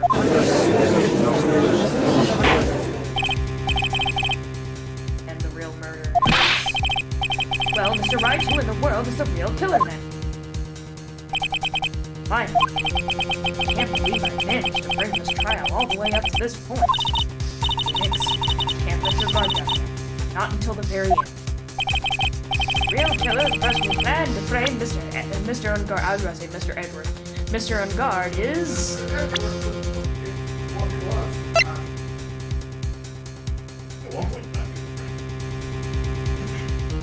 Take that! Miss Andrews, I choose you! I choose you! You are Mr. Korea's killer. I choose you, Marshall. Why did they make her do that face when her freaking glass is shattered? That looks... She looks like she's moaning. Like, she looks like she is having the organism. Like, she does like a little Akigawa face, and her glass is shattered. And she just puts on a new pair of glasses. Like, on one hand, how the fuck does she afford so many pairs of glasses? Those cannot be cheap.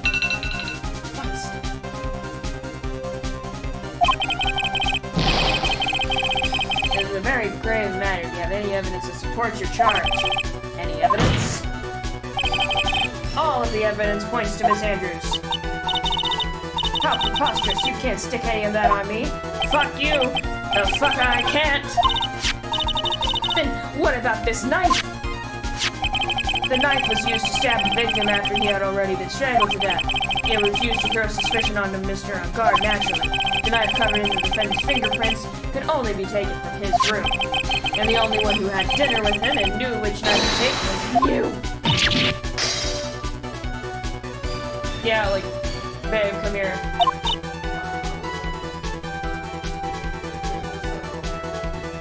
Then, what about the button that was found in Matt's Hakama? Bitch, we just explained that. We just explained that it was used to pin it on someone.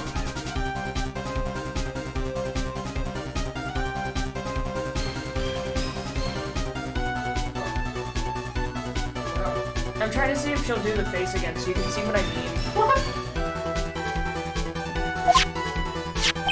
This button was removed from the victim's body after he had already died. The only person who could have done so were the person who found his body or the killer.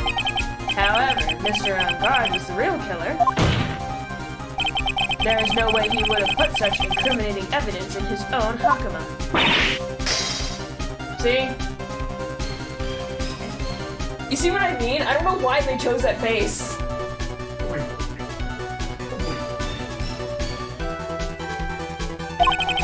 The only person who could have put this button into Mr. Ungard's Hakama is the person who went to wake him from his nap, which is you yet again, Miss Andrews. You stupid bitch. What about the empty guitar case? That is also another piece of evidence that incriminates Miss Andrews. That costume was used to hide the real killer's identity as they fled the crime scene. Now, who could have known there was just such a costume inside the guitar case? It could only have been the person who prepared the costume for the victim. And that person is you, Miss Adrian Andrews.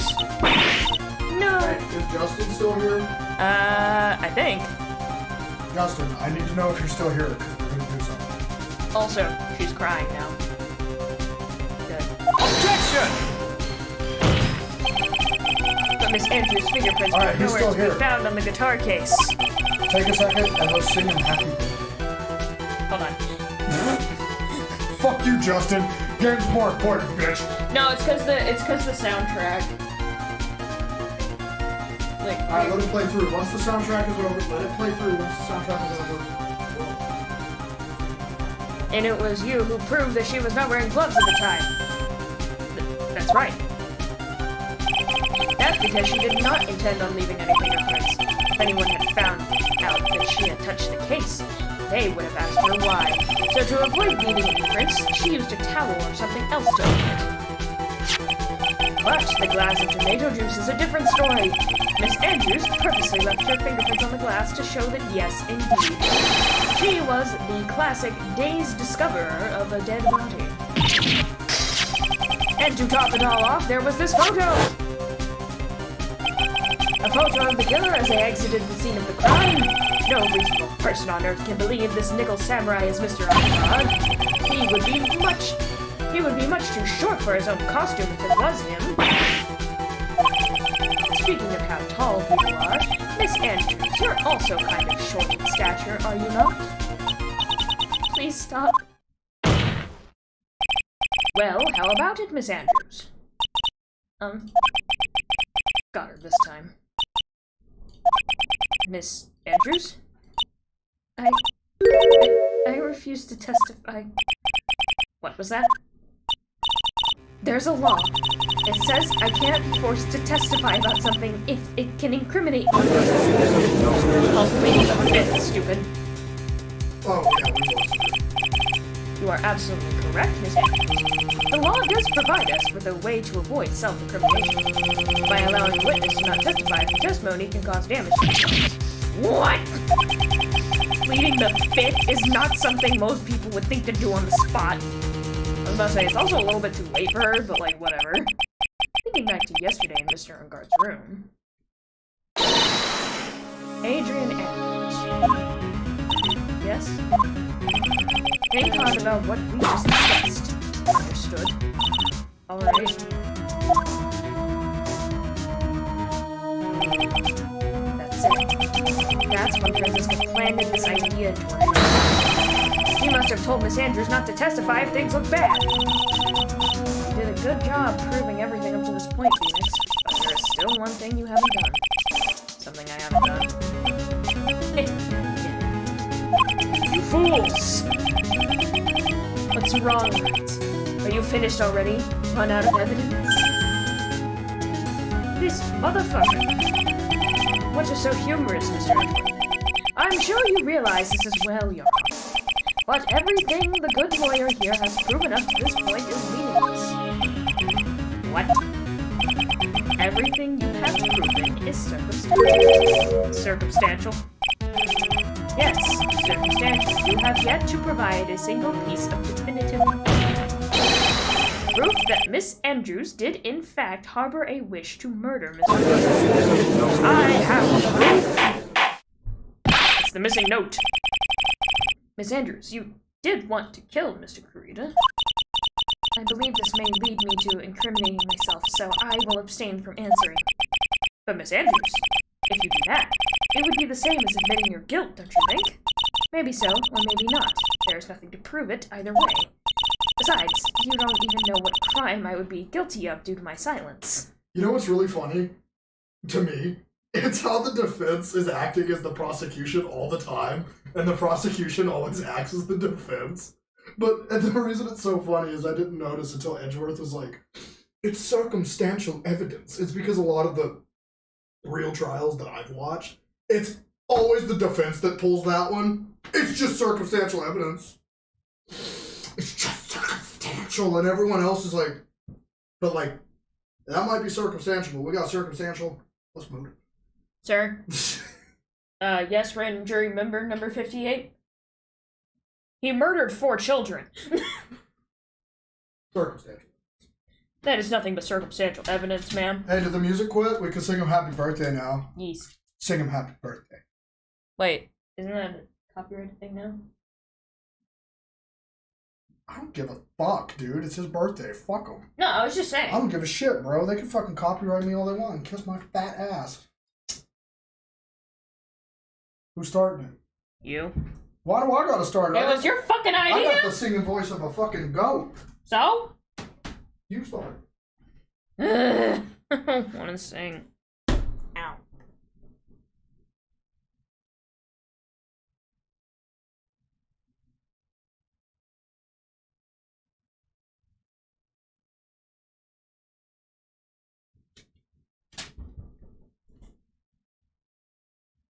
Do you two need a countdown? No. It's called Captain Knows That I Don't Like Singing in Front of People, and he makes me do it anyway because he's an asshole. But for you, Justin, I shall do this one request. Happy birthday to you. Happy birthday to you. Happy birthday, dear Justin. Happy birthday to you.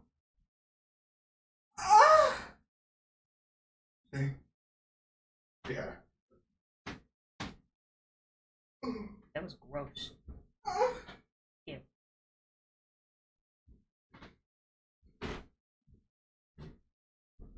That was such a nice little peaceful happy birthday song until you came in and just absolutely wrecked it. I know. Happy birthday, Justin. Also, thank you for helping my dumbass with copious amounts of Ace Attorney trials. Happy birthday to you. Happy birthday to you. You look like a monkey. And you said I want to. I can see why Captain insists on you singing, Cam, but I also understand why you don't like doing it in front of people. Besides, you don't even know what crime I would be guilty of due to my silence. No! She's taking that defiant attitude again! Mia, what should we do? Somehow, we've landed in the worst possible situation. I have an idea! Kill him.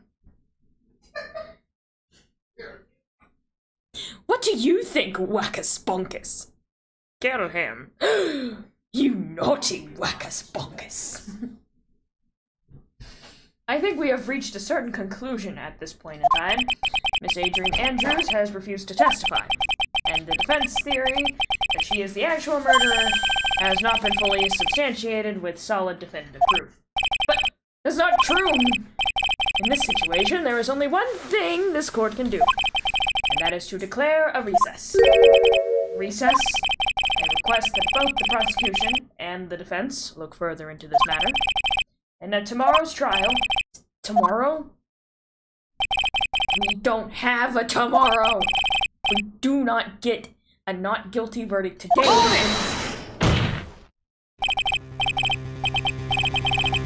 Please wait, Your Honor. It's not necessary. The trial. Please continue the trial. What are you sweating for? Your client is getting one more day to live, isn't she? That's not it. This isn't appellate. Edgeworth, I know you know who the real killer is. Please, let the trial continue. If I don't get the verdict, then Maya... It's a possible to continue as long as the witness refuses to testify. Now then, this court... Objection! It is not impossible for this trial to continue. Mr. Edgeworth, what are you... It's true, Miss Andrews holds the right against self-incrimination. However, if the topic of conversation were something unrelated to whatever she may be guilty of, then she has no right to withhold testimony. Yes, that is very true, but actually, there is one little thing I'm curious about. Miss Andrews, when you found the victim's dead body, you poured yourself a glass of juice. Yes, and I can't help but think how unnatural that is. I love how Edgeworth was like, fuck you, Phoenix. Fuck you. I'm gonna fucking win. It's time. I'm back. We gonna fuck you up. And then Phoenix is like, but my will. And then he's like, oh, fuck. Okay, shit. Fuck. But also, he's just standing in for Francisco, so, like, he doesn't really give a fuck. I know, but it's still the point, is he's like, you know, I got a good chance to win this, but Maya might die. Shit! Damn it! Usually, when one finds... No. Usually, when one finds a body, they are shaken up, not stirring a glass of juice. So, my actions were unusual, but I've already...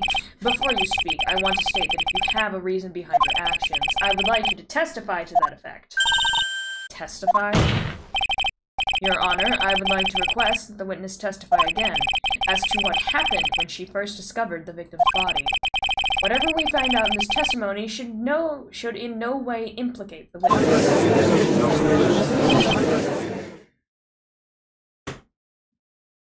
Edgeworth, congrats on buying one more day before I win this case, Phoenix. Right, but Maya, Edgeworth. Concerning. Yeah, pretty much. I don't know what it is about Edgeworth today, but I can't get a good read off of him. Is he a friend or foe? I just don't know.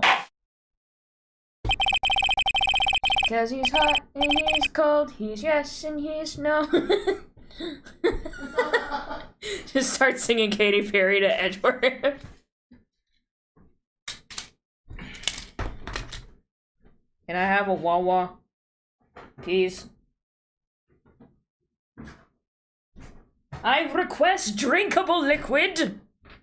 By the way, food's been done for like 10 minutes. Oh, well, like, the trial's like almost over, so. I don't know. I left it on the like lowest heat setting. Oh. It'll stay warm at least. Let's test out the guillotine for the last time since Star Wars. Oh yeah, that's true. Did you know that, Cam? What?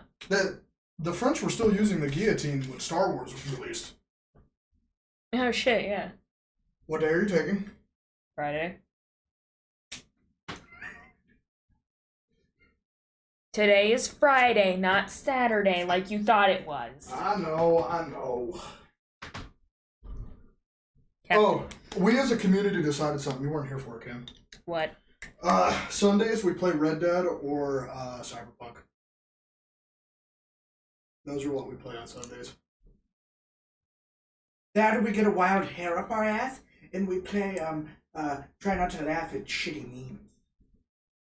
Oh. The court acknowledges the prosecution's request, Miss Andrews, if you please. When I found the body. Yay. That glass of juice, I didn't really pour it for myself. I was surprised when I walked into the room and saw it in that messy state, and Juan, he was sitting slumped over and tired looking in the corner. When I saw him sitting like that, the thought that he was dead didn't cross my mind. To be honest, I thought he had just fainted or something, so I went to pour him some juice. Dude, she switched up her whole story so quick. Bro, there was blood. There was blood all over his chest. And a giant freaking steak knife sticking out of him. And you didn't sit there and think like, oh shit, he probably needs medical attention. It's like, oh no, he's just thirsty. Let me pour him a glass of juice. What?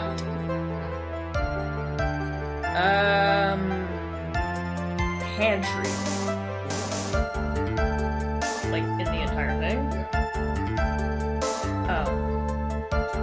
Did you end up noticing But, like, what if I didn't want it? You know, I don't care. When I realized he was dead is when I knocked the flower vase over. It must be him. Her brain cells are not functioning. So you poured that glass of juice for Can the I be honest? What?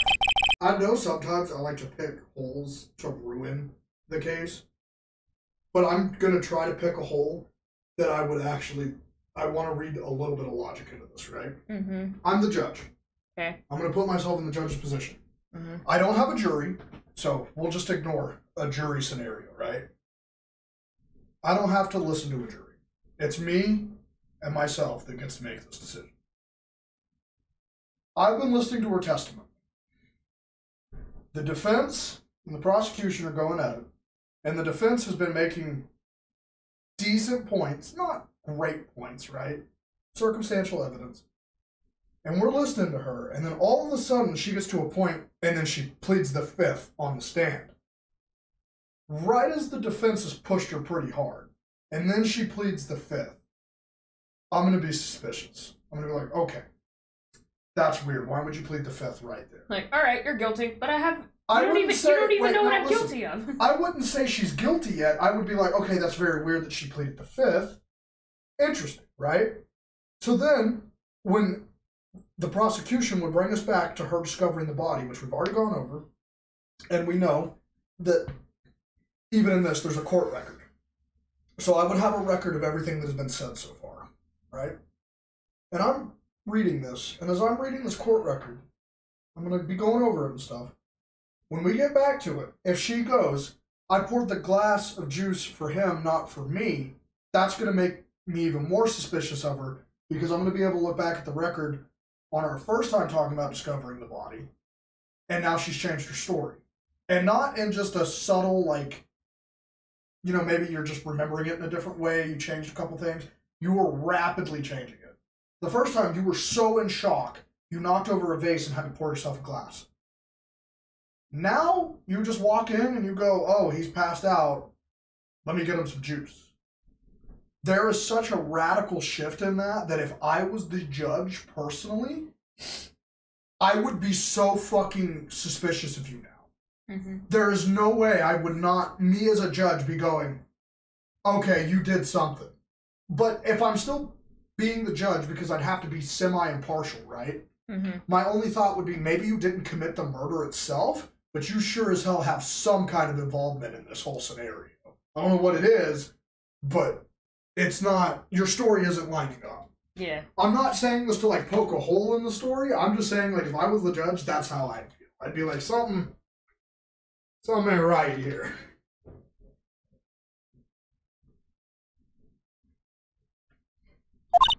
I didn't think I needed to include something so trivial. Phoenix, please be careful here. If you can't find anything wrong with this testimony, then there's nothing left. I know. What the heck is going on in that brain of yours? It's not his case, so he doesn't really give a shit. Now then, Mr. Wright, you... Maybe get your cross-examination. God, I had to yawn. I hope that makes sense, what I'm saying, Chad. Like, I would just be sussed out by her at this point. Didn't really work myself. Surprised when I walked into the room, saw it in a messy state. He was sitting slumped over and tried entirely in the corner. When I saw him sitting like that, thought that he was dead didn't cross my mind.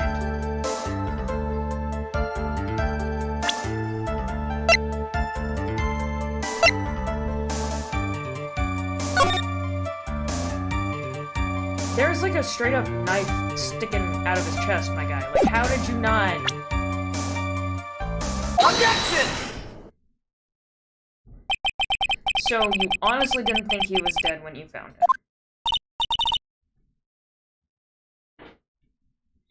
No, not at all. Even though this is what you saw when you discovered the body. What is the meaning of this? Isn't it obvious, Your Honor? There is a knife sticking straight out of Mr. Korea's chest. Anyone who saw the scene would have immediately thought there was a dead man. Or at the very least, someone who was injured. Well, you see, I doubt a single person in the world would mistake this for someone fainting. And then, so nonchalantly, go to pour something to drink. Your point is, Miss Andrews, your testimony just now, it was all one giant lie. And your lie has proven one thing very true, that you are the real killer.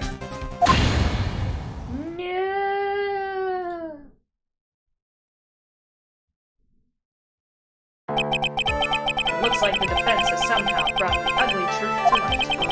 The defendant, Mr. Madhangard, is not guilty after all. But that's impossible. You're wrong. Miss Andrews, try to have some composure. It wasn't me. Till it was Matt. I swear it. He's the one who killed Juan. But you were the one who refused to testify. And your reason for not doing so was that you might end up incriminating yourself. That's because... Miss Andrews, I'll give you one last chance. What exactly are you hiding that may incriminate you? I refuse to testify.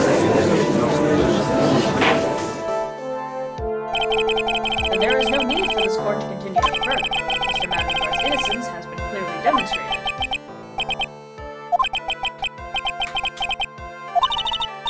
What's wrong, ladies? Usually the real killer confesses his or her guilt. Now that I think about it, this is the first time someone hasn't. Objection! Gosh, damn it, Edgeworth! Your Honor, the prosecution feels that it would be premature to pass down a verdict at this time. What? The reason is quite simple. I swear to God. This witness has yet to speak the absolute truth. The absolute real truth? What are you? Witness, don't you understand yet? Huh? I don't know who planted this silly idea in your head, but as long as you protect yourself through silence, Madame Guard will go free, and in his place, you will become the guilty party. That's a lie. I don't believe you. What? I was told if I spoke, then it would be all over and Matt would never be declared guilty. What in the world is she talking about? Has she lost it? I can't speak about it. I'm too scared. It's Francisca von Parma. Huh? Don't you remember? That fucking bitch. Don't you remember, Phoenix? Miss Andrews lives by gripping tightly onto the words of another. Because she doesn't have the strength to believe in herself, and right now, Miss Andrews is... Yesterday she was tossed a lifesaver by Miss von Parma. Don't say a word, no matter what happens. If you do, Madame Guard will be acquitted. Miss Andrews undyingly believes in those words right now and is clinging on to them. And what should we do? This is the first time I've ever came across anything like this.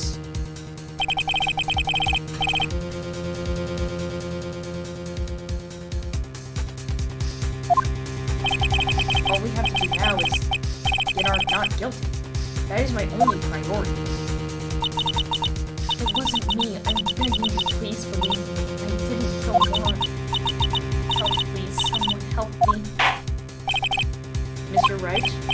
Yes, Your Honor. The court can't continue on like this, therefore I'd like to hear what you intend to do. What I intend to do? What am I supposed to do? What am I supposed to say? I suggest you think very carefully about this. Think about what the witness did and what she did not do. Think about who is the real mastermind behind this crime. Isn't that obvious? There is no one else it could be except the woman crying over there, right? It's Wendy Oldbag! Come now, what will you do? What kind of man are you, Mr. Phoenix Wright? I'm gonna force this bitch to testify, because I'm getting sick and tired of this shit. I have to win a complete acquittal today.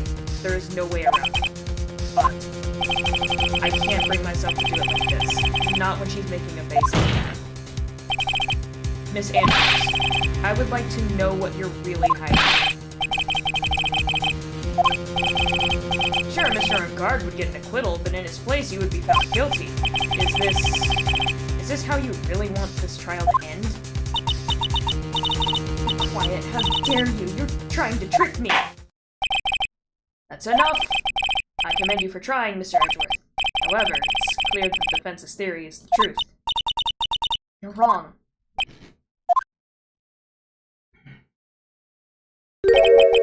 What a shame. I had hoped things wouldn't come to this. However, what is it, Mr. Edgeworth? Miss Andrews, since you absolutely refused to testify, it falls on my shoulders to disclose this to the court. Stop, Mr. Edgeworth. This witness, how should I put this? She has an illness. What? And because of this illness, she has tried to hit a pen in the pen. Please stop. No matter how much you want to hide it, it's no use. I have the evidence right here. That's the second part of the report. The attempted part. What will you do now, witness? You know what I am about to do, don't you? I will now reveal to the court the true nature of the pitiful woman known as Adrian Andrews. The secret of her intended nature. Having other people know about it scares her more than anything else. Bro, Edgeworth was like, man, I'm playing 3 chess with this bitch. Like, gosh damn. If people find out,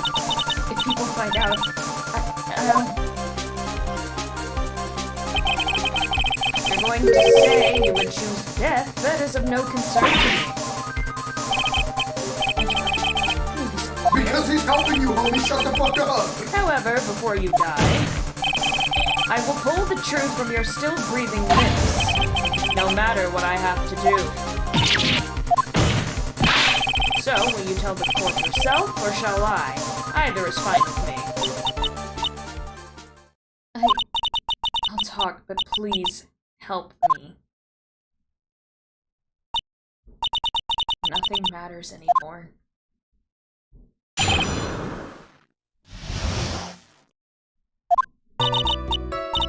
When I first saw him, I really thought he had fainted. Honest. When I realized he was dead, that was when I formulated my plan. Once I made sure there was no one in the hallway, I made a dash back to Matt's room. And then, I stabbed Wonston with a knife and ripped off the button. Just when I finished and was returning to Matt's room, I had a bit of an inconvenience. And that's why I ended up using the Nickel Samurai costume. Stabbed the body with the knife? But why would you do that? Isn't it obvious to pin the blame on a certain person? A certain cowardly man. What do you mean by all this? It might take this court a little while to understand, but... this is the truth. The real killer is Matt. That scumbag of a man. I'll never forgive him. He's trying to escape his guilt again, just like last time. Last time? So, Miss Andrews stabbed the victim, Juan Karina, in the chest with a knife. However, she didn't do it with murder in mind. She did it with the intent of framing Matt on guard for the murder. And this is how... How is this possible? I mean, wasn't Miss Andrews supposed to be the real murderer? Mr. Wright, please get over your shock and commence the cross-examination. And we are just gonna press everything.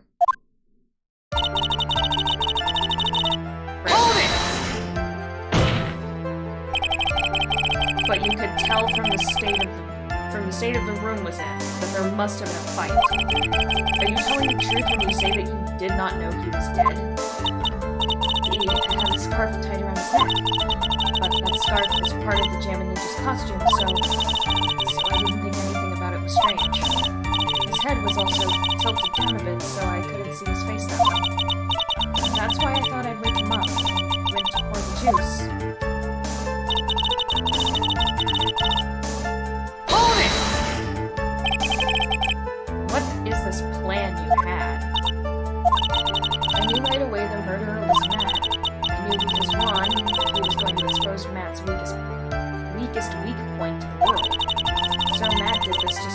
gone and silence them for good. That's when I thought, I should forge some evidence and pin this crime on Matt. So the forged pieces of evidence were the knife and the button. The first thing that came to mind was to plant the knife. Once I made sure there was no one in the hallway, I made a dash back to Matt's room. I stabbed one's dead body with the knife and ripped off the button. Just when I finished and was returning to Matt's room,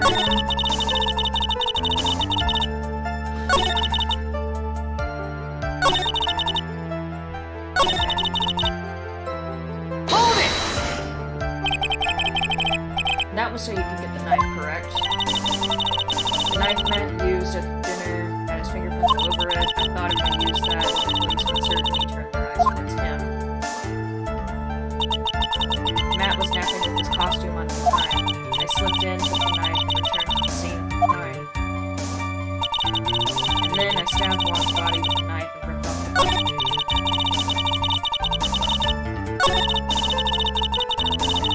Hold it! So you were the one to stab the victim with that knife. It gives me goosebumps to think about it now. What a horrible thing I did. But at the time, I couldn't control my own body and moved on its own. I'll be honest. At this point, I could not trust on her word alone that Matt was the killer now. Like, even if there's still a little bit that points, like, even though he was murdered, but not by her, right? I could not trust that it was Matt in good faith since she did all this to pin it on him. I couldn't. From that point on, I'd be like, okay, yeah, he didn't do it. We're looking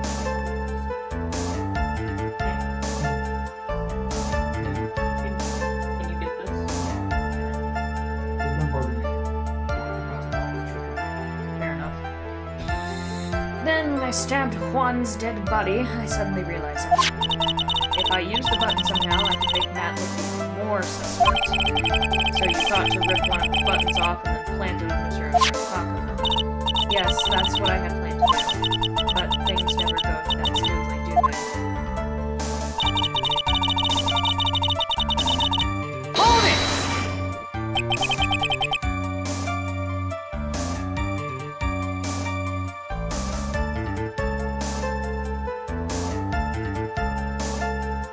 An inconvenience? There was a woman with a camera at the ready, loitering in the hallway. I'm willing to bet my spikes it was Lotta. There was also a woman at the ray with a ray gun at the ready, pacing back and forth. That's Miss Oldbag for you. Can I have Phoenix Wright and Select? Oh God. I had already been caught and made into a big scoop for a certain weekly tabloid once, so I could very well go out looking at myself and get caught again. That's why I ended up using the new samurai costume.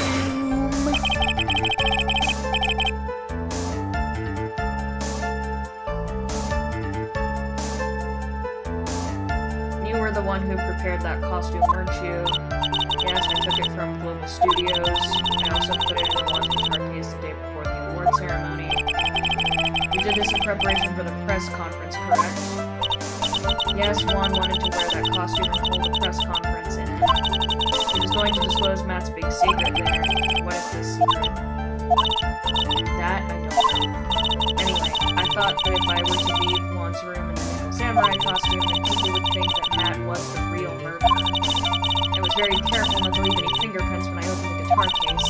I absolutely did not want anyone to know about the costume. I think we've heard enough. So, after that, you went back to Mr. Unguard's room and planted the button? Into Matt's hakama? Yes. After that, I folded up the costume I was wearing and put it into the bag. Then I snuck it out of the hotel and got rid of it. My word! What does all this mean? Mr. Edgeworth, is it? The real criminal is Matt Ungard. Yesterday, that woman prosecutor sat me down for a talk. Franziska, huh? She said that I should, under no circumstances, confess to what I had done. That if I just kept quiet, then Matt would be found guilty for sure. I had no choice but to believe in her words. What this witness has done is clearly unlawful. However, as long as her testimony stands, we can be certain she is not the real person. Wait, Your Honor. The defense Right. It's pointless. At this point in time, it is not possible to indict Miss Andrews on anything. Yes, exactly. There isn't a single piece of evidence that points to her as the murderer. The cross-examination of the witness is over, and so is today's trial. You couldn't establish that the witness was the culprit. Please let it go, Mr. Ray.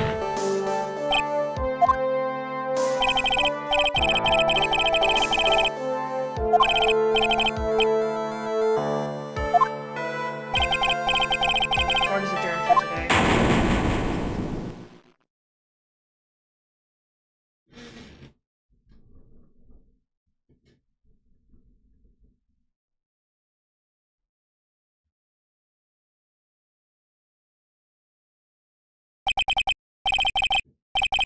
It's over. I didn't win an acquittal.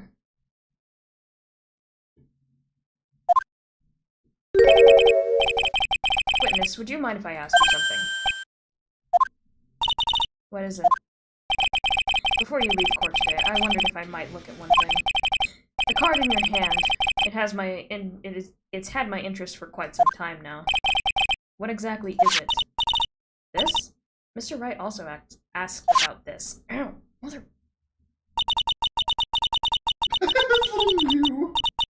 That was cute. Although I didn't remember at the time you asked me about it, Mr. Wright. I remember just now. I found this in the room on that day. The room? That day? Yes. I found this card when I discovered Juan's body. It was lying there right next to him. You found that card next to the victim's body. Do you know the ultimate irony that it's gonna be that the killer is D-Killer? And, like, he's just some sick, twisted son of a bitch, so he made us go through all this so that he could get, like, some weird, passionate, like, hard-on that killers get. Like, I'm gonna torture people when they find out that I'm the killer. Also, like, bro, you found this fucking card at the crime scene and you didn't think to tell anybody? Are you shitting my dick? I suppose I must have unconsciously slipped it into my pocket. But it's not as if this card has any relevance to Juan's murder, right? A card found at a murder scene. No. No way. I mean, I guess not, but it's still a strange card if you ask me. But as far as a clue to this case, I don't know. That card, give it to me, hurry. Do you have any idea of what you have stupidly yet inadvertently done? This, I can't believe you hid this from me all this time. I didn't mean to. What is this all about? I've never seen Edward so emotional before. Phoenix said it's turned on. That card, what in the world is it, and what does it mean? To be continued. To be honest, dude, it's a Friday. We could get it. I kind of want to know what happens. Alright, well, we'll save. So let's save. E. There we go.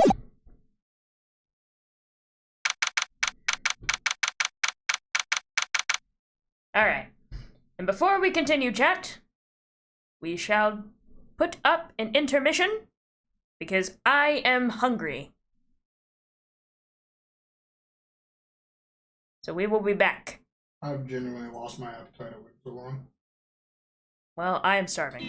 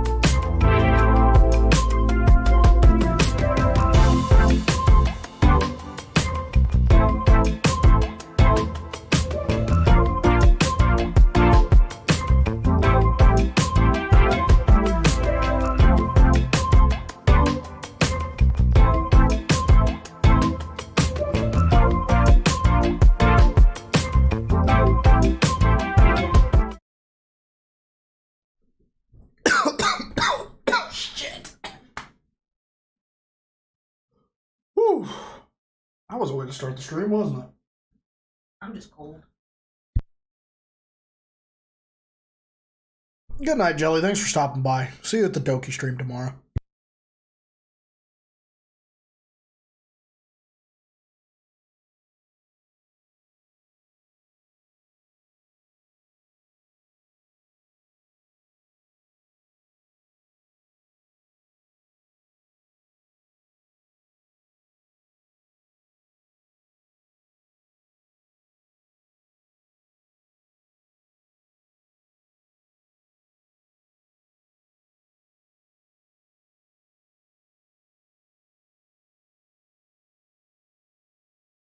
Good night, Jelly.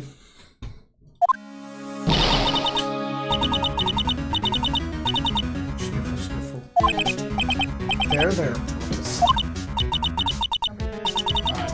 can't take it anymore! Look, it'll be all right. Everything may still work out. The condition was that we had to get a not guilty verdict.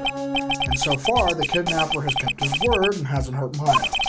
And he won't because Mr. On Guard hasn't been given a guilty sentence yet.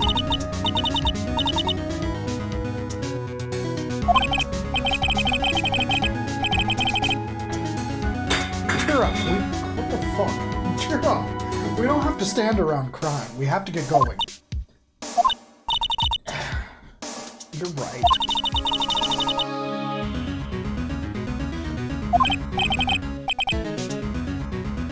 Yes, that's right. So, hey, you guys, glad I caught you, pal. Mr. Scruffy Detective. Has been dubbed Mr. Scruffy Detective. Welcome back, Justin. Just plain old Mr. Dick Gumshoe now, and I came to talk to you, pal. But we're kind of busy right now. Oh yeah, he can't hit him with his badge.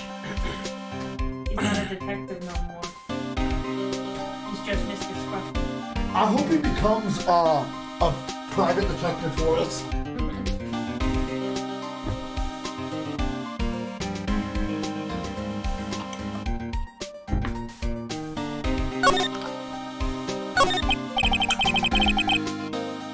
So, what are you gonna do from now on? What do you mean, pal? You've been fired, right? So, you have a new job lined up yet? Oh, that? What am I supposed to do now, pal? I don't have anything coming up until my next payday. What are you talking about? You don't have another payday. I guess that means I'm just gonna have to work here at your place, pal. Say what? You'll be searching for things that will prove Mr. On Guard's innocence all day, right? Well, yeah. So yeah, I'm gonna help you, pal. I've got lots of experience in investigating and watching over people's places. And I'm great at making really simple meals, pal. I'll take care of it all.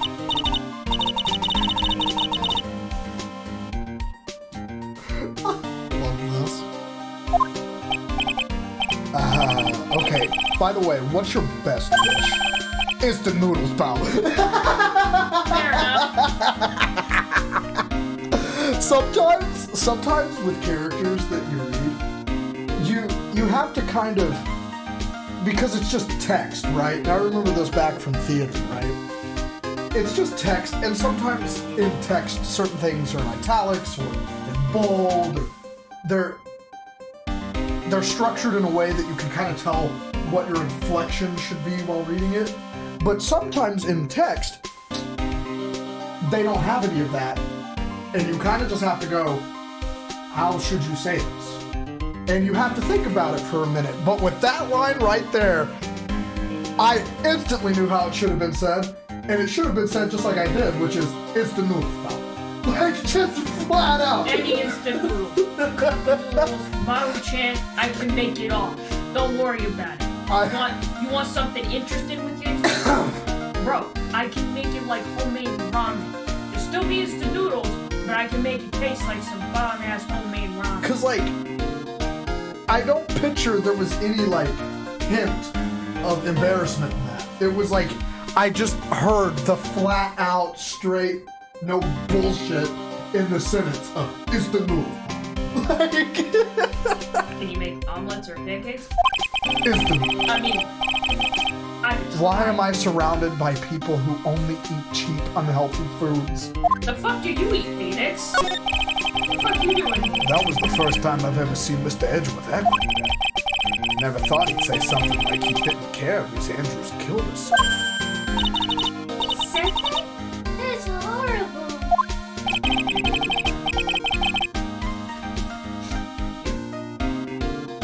What? Look at cat! You're a cat sometimes, dude.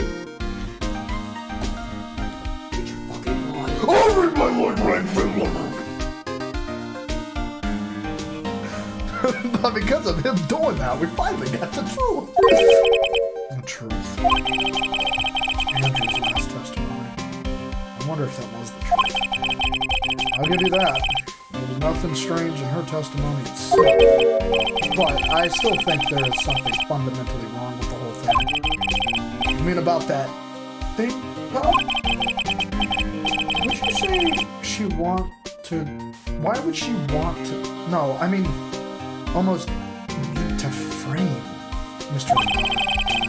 I couldn't figure that out from anything she said all day.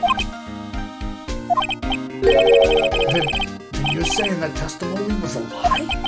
Not a lie, per se. It just feels like there's more here than meets the eye.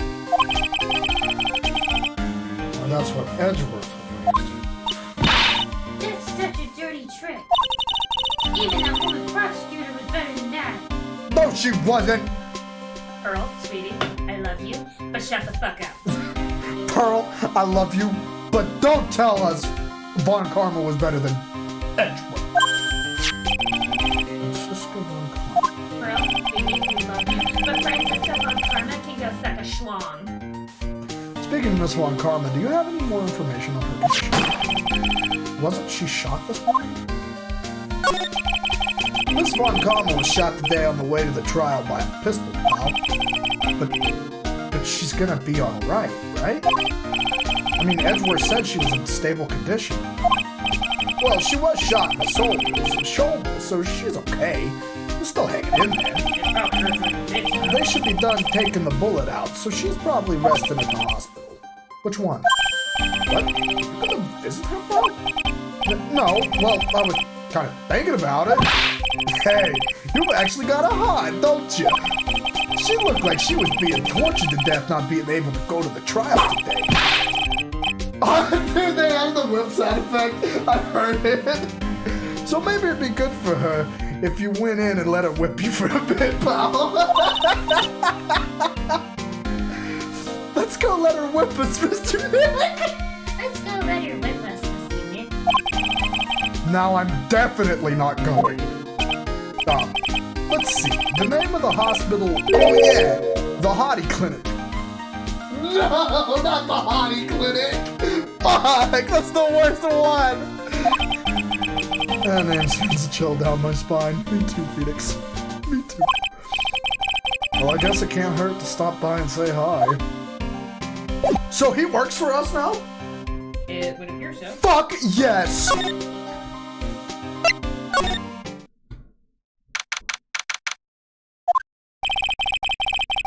Never thought I'd come back to this place. Yes. Are you here to visit a patient? Hi. Wait a second. You're... Yes, I'm Director Hottie. Why are you still here? Yes, what is it? Can I help you? You can tell me. Yes. Director, hi. Edgeworth? Yes, I'm Director Hottie. Oh, you're the man from this morning. Yes, what is it? Director, Francesca. How is Francisca, Von Karma? You don't need to worry. Yes, she's in good hands. Because you see, I'm personally taking good care of her. Yes. What the fuck?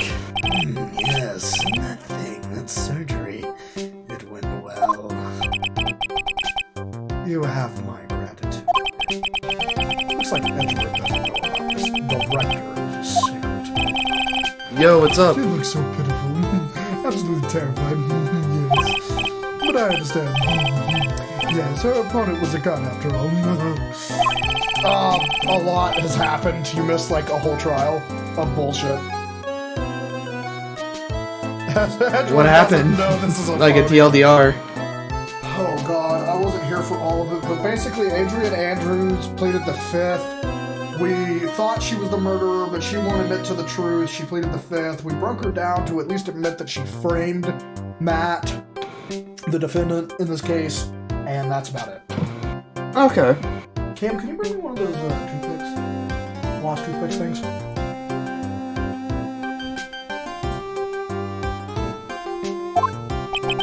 I see.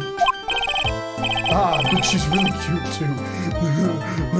when I do that, she whipped me with her whip. Boy, did I cry like a baby. Yes, but I think I could get used to it. What the fuck? Oh, thank God. Go back to your room. This is the first time I've seen her where I'm like, thank you for beating the shit out of my guy. For once, you've done something appropriate. Can you read her lines, please?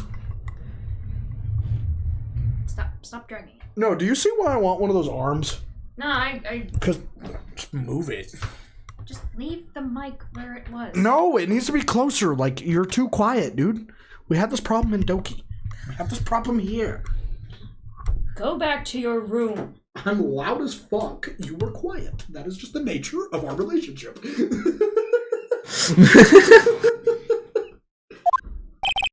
You're so mean. So mean, my frisky. I don't like her, but like, you know, I hate sexual assault as much as the next guy, and that shit's disgusting. I mean, like fucking gross. But Yeah. But there's that. But Look, man, it's. I heard that from Moist Critical. I seen a clip of him saying that. Shit's so out of context. I wonder what the context is to it. Let me. I gotta pull it up. Hold on. Bro, on a complete side note, like, it's one thing to hate fuck someone, but it's completely different when it starts to verge on, I can't say it directly, but when it starts to verge on sexual harassment I'm trying to find it. and non-consensual intercourse, it's a bit much, and this makes me uncomfortable. Listen. And the cats are spazzing. I found it. that's pretty normal. I found it. You know, I dislike sexual assault as much as the next guy. That's some bad stuff. Rape, boo, don't like it. But that was the clip.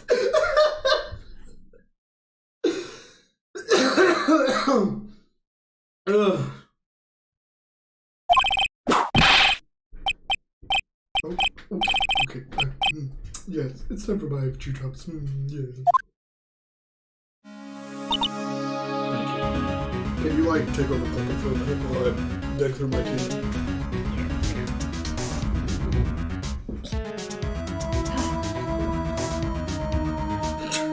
You're a fucking lizard, bro. It's not that cold in this house. No, I'm just saying, I am. Like, I there's no reason for me to be cold, but I'm just cold.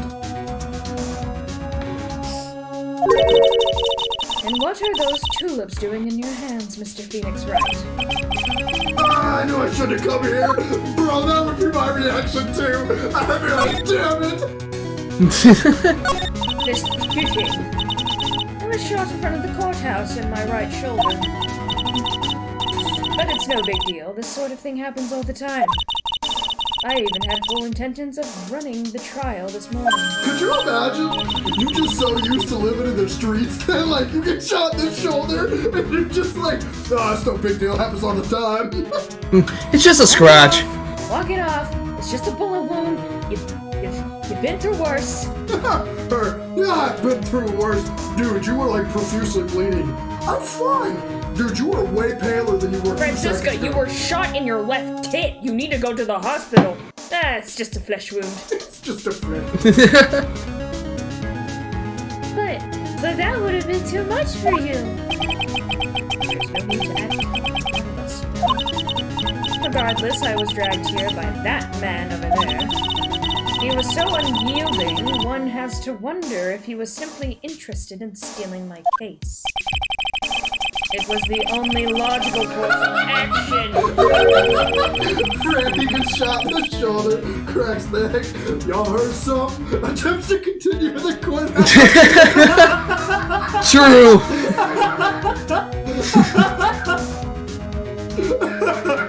It sounds like someone's transmission just gave out. Anyway, back to the case at hand. Someone's got a glass pack on their fucking car. They just started it. It's backfiring. I found myself having to clean up after you, and that irresponsible deal you made. I know what that deal you're referring to. That's karma. You know what this feels like? What? This feels like Phoenix and Pearl are the kids at the dinner table that are just watching the two parents fight, and they're listening to it. No, this isn't what that feels like to me, but it's really close. You know what it is to me? Yeah, you can finish. It doesn't feel like Anyway, but it feels like the two kids watching the parents fight at the dinner table, and the two parents are just like, "Don't you dare bring my sister into this." She's been through a lot.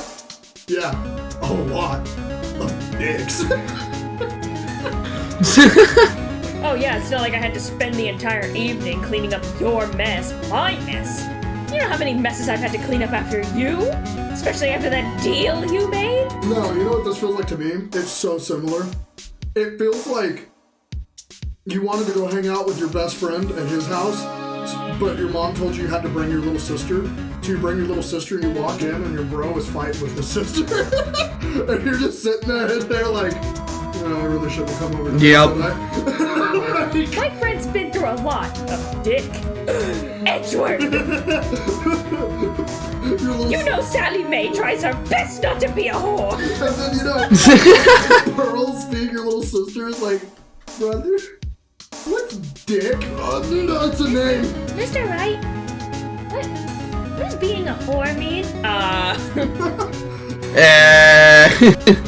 Hey, why don't we go find Gumshoe? Maybe he can show you that gun again. But I thought you said that was dangerous. It is, but I think this is more dangerous for your innocence. We should leave. Where's Ron Karma? You made a deal with Miss Andrews yesterday, didn't you? No, I just took a fat shit in the toilet. Yes, of course I made a deal! Yeah, you're actually not. You're joking, I think I but I'm not. You told Miss Andrews not to testify.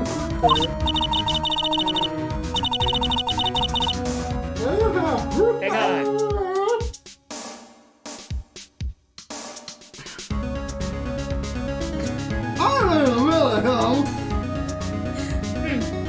I don't know what you're talking about. Do you have proof that I made such a deal? You're denying it? It looks like you were lucky, Mr. Phoenix Wright. If I had been in court today, this trial would already be over. All while hiding Miss Andrews' own crime. That isn't my problem. Whether she had tampered with the evidence or not. I have only one objective. To find and guard guilty of murder. The end justifies the means. I don't think that's how that works. I ain't no smart face lawyer person, but I don't think they have that work. Could you imagine Arthur Morgan? Imagine him in this. I've done a lot of bad things, miss, but that's kind of fucked up. I can is a rat, and even he doesn't stoop to this level. No, she You know- better than. Don't you bring Micah up pretending he better than this bitch. You know, Fuck him. He ain't even a him, he a rat. And a rat's always a fucking rat. the end justifies the means. This bunk karma. Adrian Andrews believed you when you said, if you don't tell the truth of what really happened, then Ungard will be found guilty. And what does that have to do with me? Because of that, she is now in danger of being found guilty herself. All because she believed in your words until the very end. that still has nothing to do with me. She's just a weak person, that's all. But you had to know she was. Ow. I think visiting hours here are over. So, if you'll excuse me. What's wrong? Why did she suddenly cut you off? Is she a bitch? Probably because she thinks I have to avenge. Dude, the fucking comment, the fucking perfect comedic timing of Edgeworth being like, Phoenix, shut the fuck up. Like, Mr. Phoenix, why did she cut you off like that? Because she's a bitch? Edgeworth, I don't like her, but she's my sister. Fuck off. Fuck you. What? You say she's a bitch all the time. That's different. She's my sister. I'm allowed to call her a bitch. Dude, why We would are siblings. would a That's the point. actually be like that? It's like no one can call her a bitch. Edgeworth, you left the toilet seat up. Shut up, bitch. True. Shut the fuck up, idiot. Yeah, stupid idiot. Hey, you don't talk about my sister that way. You just called her an idiot. Yeah, That's me. yeah, but I'm her brother, so fuck you.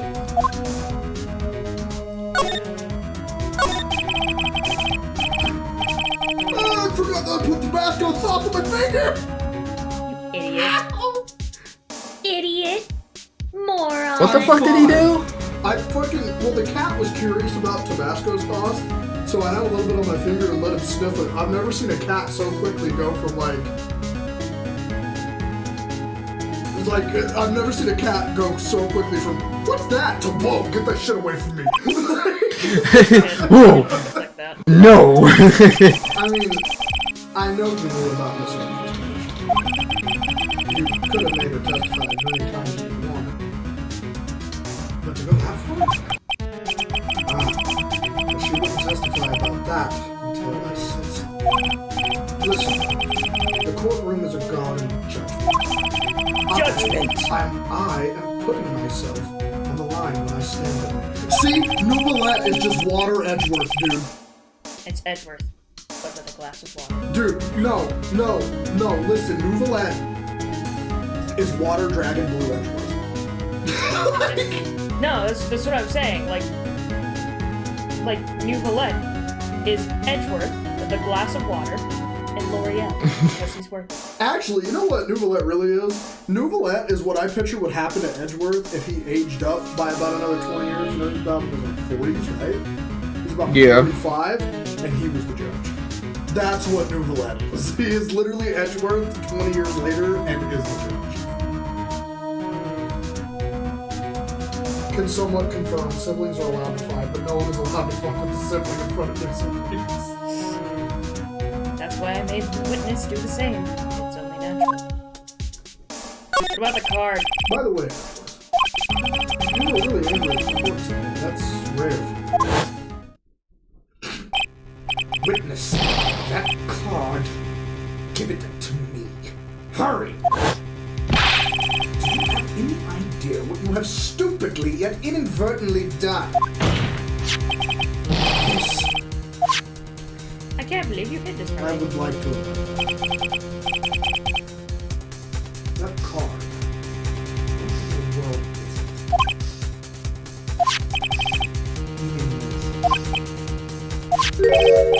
This is top secret information. You absolutely cannot leak this.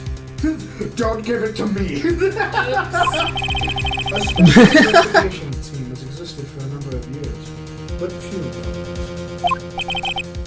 I understand. Their task is to find the owner of this card. A man called Shelly the Killer. And just as his name states, he is a killer, an assassin, and the best at it. An assassin. Picture killer, how do you put it? Oh, it's like his calling card. No, really, you just figured that one out?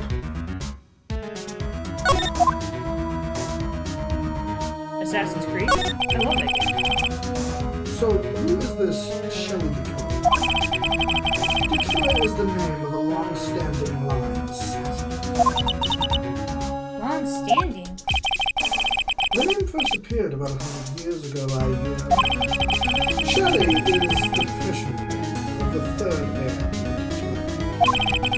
So because his professional name is Shelly, he leaves cards with the show. He has a habit of making sure that the card with the body is. Why would he do something like that? He's a merc for hire, bro. It's part of his duty to his clients. If he leaves a card, his clients can be assured it was he who did it. It also serves as an insurance against any charges being pushed onto his clients. See, the killer values the trust between his clients and himself above all else. It seems that this is one honorable assassin with a moral conscience. Less than even honorable assassins can exist. So you think this assassin, you think he's the one who did the killing in this case? It would appear that the discovery of the card basically confirmed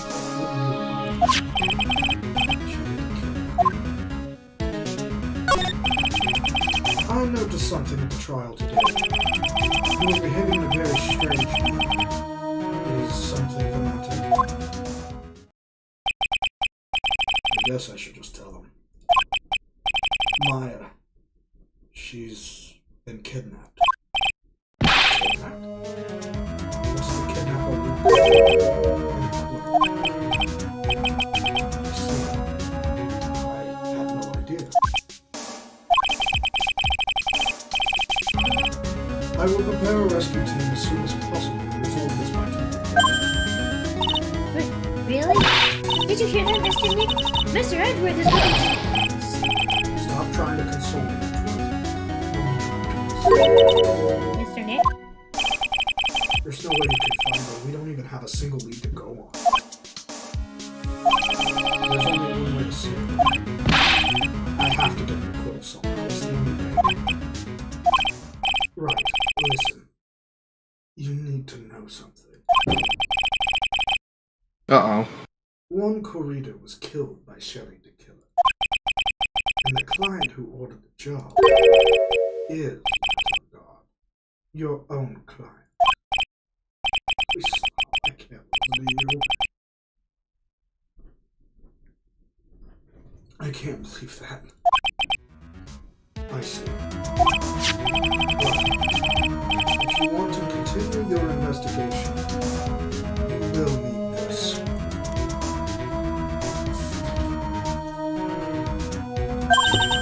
What is it? The hotel right now is restricted to police personnel only, as we are looking for any clues that might lead us to Shelly. But if you take this with you to the hotel, it should be. Well, I started playing Skyrim and started exploring random shit, and I realized how many small details and side quests are in the game. Yeah. Dude, play Red How Dead it be? Redemption. Play Red Dead Redemption. You will fucking have your mind blown. That game can suck you in, dude. In any case, I must attend to the preparations for Maya's rescue team. We'll meet again if anything should happen. Now, if you'll excuse me. Mr. Nick? Do you think Mr. Engard hired an assassin? Yes. I mean, no way. I mean, he doesn't have a sight clock. Yeah, I guess not. Maya. Please. All I ask is you make it home safe and sound.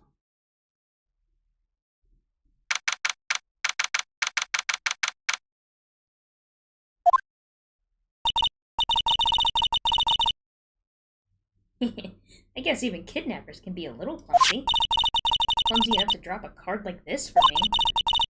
Even though he said he was an assassin, I bet he's just making that up. Like how Nick does with everything in court. Damn. Damn.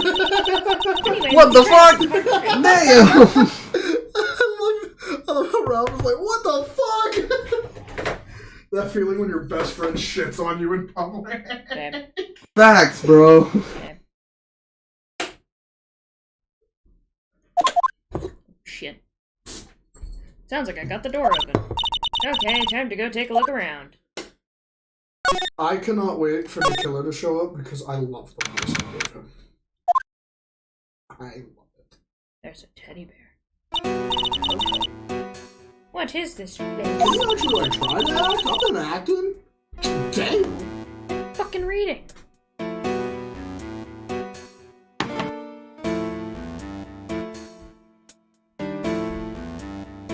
I've got a feeling I'm not in the hotel anymore. Really? No shit. No shit, Sherlock. Are those videos over there? Well, I'll worry about that later. For now, I should be looking for clues. That way I can show them to Sis and maybe get out of here.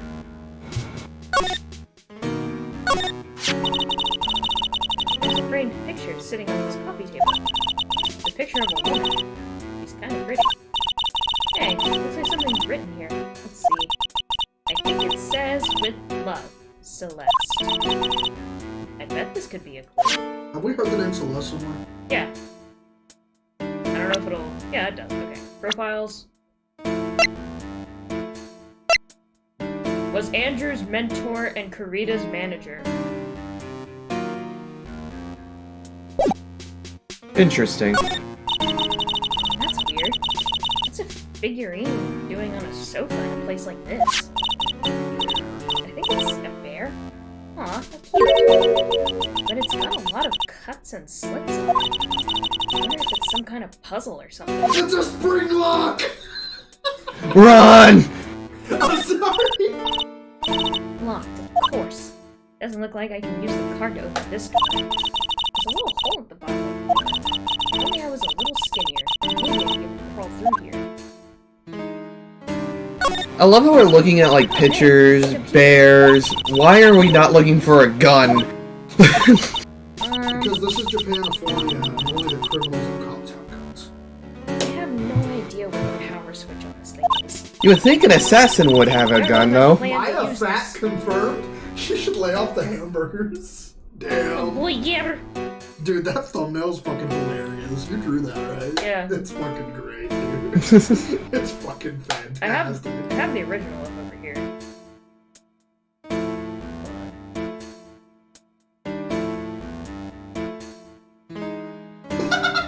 It's so good. It's so good. Let me see something real quick, though. It's so good. True, Justin. Very true.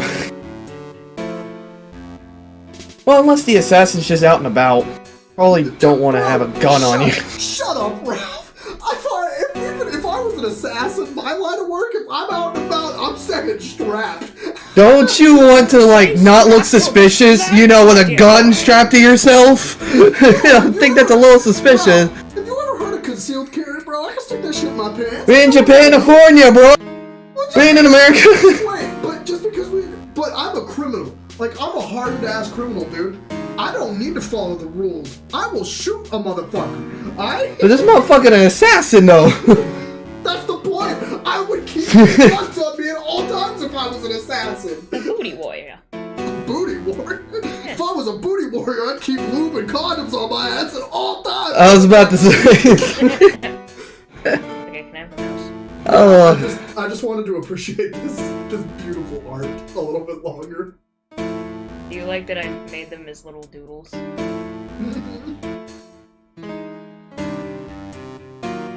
That's so fucking good. I love getting people to react to Is it shit. Maya? Is it Maya stuffing her face with a burger? Yes, it is. That's the best part of the whole picture.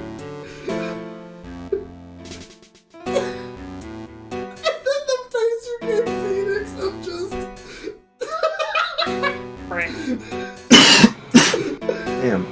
Such a good photo. But at least now you'll It is, it's forever great. have that in your computer. Until you delete it, at least. Rat, there goes my plan to use this somehow to get out of here. Dude, you know what my favorite thumbnail you ever, or not thumbnail, but meme you ever made was? It was the Doge. Oh, With the Jotaro. Jotaro It was like- Doge. What did it say? It was like Yara Yara Desert, however you say it. Yada yada, is it? Yeah, and it was just like, there is no meme to be seen here. Now show the stand. Show the stand. Show the stand.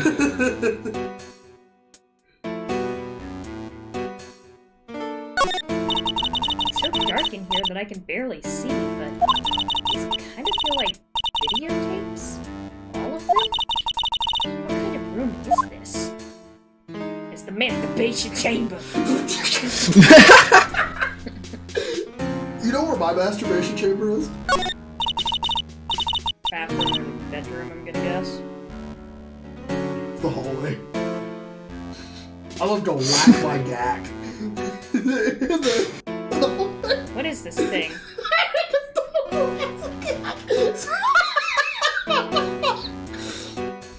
What is this thing? An antenna, I guess? And this is a VCR. Maya, I love you, but that straight says satellite dish, digital broadcasting.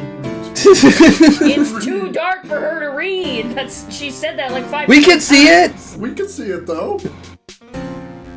Also, how the fuck is it too damn dark when there's a light literally in front of I her? think what it means by too dark is like while we can see, like, in terms of like actual canon as to what's happening, it's really dark. I was about to say, I think that's what it means. like, Probably, we yeah. can see everything, but Maya herself is describing like, man, it's too dark to see any of this. I think these are videotapes, but I can't be sure. That looks like a math sample, but I can't be sure. I could only see everything at the same time. This feels like a giant stack of Playboy and Hustler magazines, but I can't be sure. It's too fucking dark in this room. I could just see it. These feel like old porn magazines, but I can't be sure. I could only feel the sticky comma all at the same time. There sure are a lot of electronic gadgets here. What is an antenna doing here? Oh, this simply will not do. I cannot have you wandering around at will. Yeah, you gotta listen. Ah! Oh, What the fuck is that? I have the best accent for this guy, and I don't give a shit if anybody disagrees with me. You can suck a dick. What? I thought of something. Don't worry about it. It seems that your Mr. Right is truly concerned about you. He is. For now, I would suggest you remain cooperative. If you cannot, there are ways in which I can help you. Can you give me some food? Please?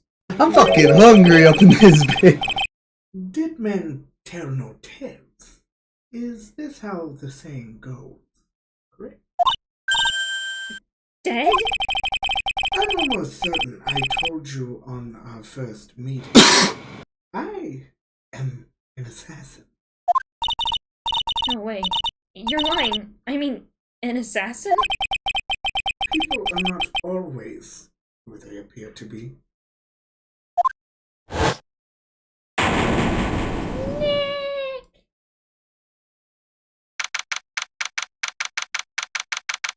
Well, Maya's dead. Damn. Damn, GG. Goodbye. Damn.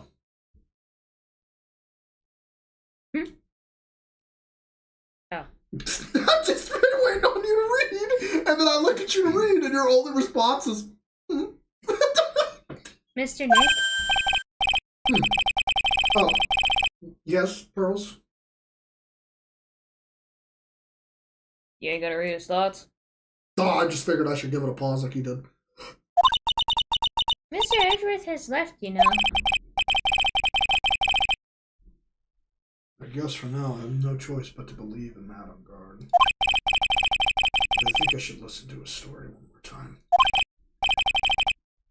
Alright, let's get going. Okay. I'm assuming it wants us to go to the jail. Or not. Talk. Wait, no, talk to my boy. Oh, we ain't got nothing.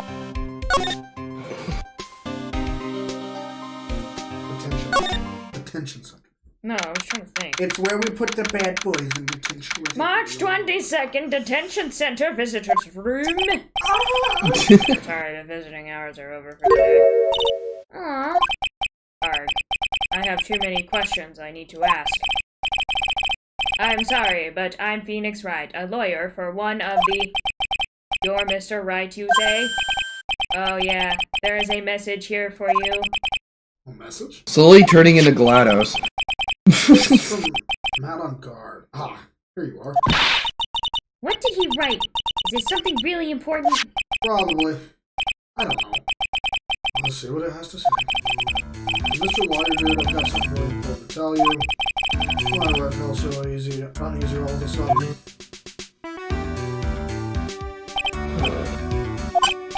Oh, Mr. Wright. So actually, I have a favor to ask you. I have this cat named Shoe. I have put a lot of food around it. I didn't put out a lot of food when I left the house, and it's probably pretty ugly. You think you could jump out of my house and feed Shoe for me, dude? My house is just a little ways out from the hotel, right?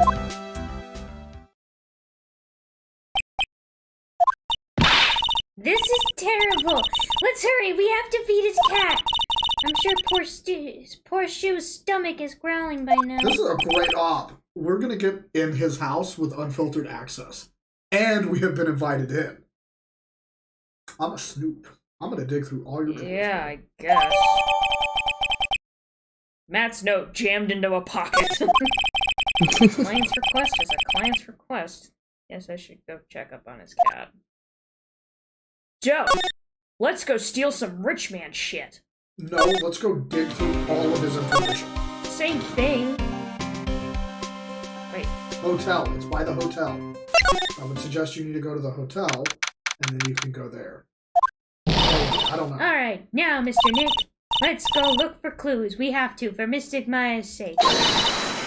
you shall not pass! I swear to God, if it's... God damn it! Don't devalue my name and turn it into a gas, spiky-headed petty fogger. That feels like a slur. It really is. Something about petty fogger feels like a slur. That feels like a slur, and I shouldn't be saying it, so... We should just replace that with motherfucker. That feels better. Because of you, I've been made to look like the bad guy again. Although I did get a piece of gum from Edgy Boy, just as he promised. What the fuck? Bro, I do not care. Ah, Miss Oldhead! Keep your hands off me. This helmet is airtight. No air gets in, no air gets out. Then why didn't you Don't move with silly questions.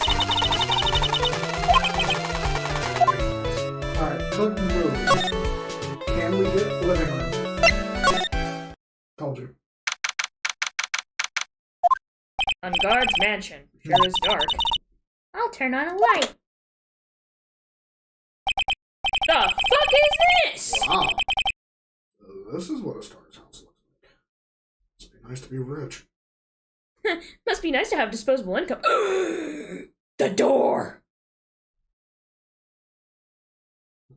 What the fuck? That's the door that we saw as I Maya. don't think it's the same door. He has a cat. That. What? Dude, it could... Okay, let me point this out. That is a red door. This could straight be a red herring. Okay. Come on, Mr. Nick. Let's find Shoe, the kitty cat. Shoe. Yeah, this is what I was talking about, Justin. Like, this motherfucker got a motorcycle on wires. What a lovely cat. I would not... Look where it's positioned. If that falls just the right way, it would crush your nuts if you're sitting at the right part of the You are so fucked. It's gotta fall the right way. Bro, could you imagine if you were getting a blowy and having to explain that to a police officer? Well, you see, officer, she was giving me the best head of my entire fucking life. Well, you see, and she this told me- motorcycle that I gotta hang it right here full and hit her in the back of the head. On guard is innocent. Look at his cat. Yeah, well, serial killers have cats too. Like, come on. Fuck. What a lovely cat. Hello, Shoo.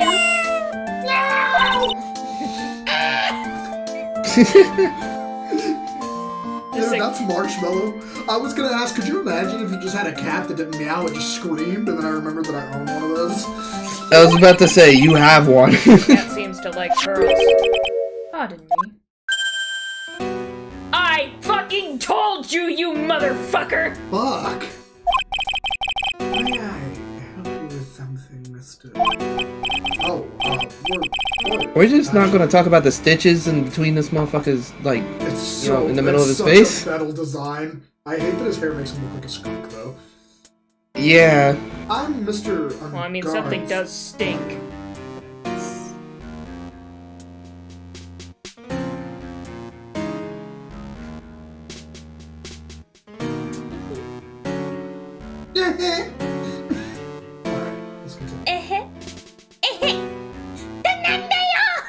Best Paimon moment. Changed by fucking. True. The masters.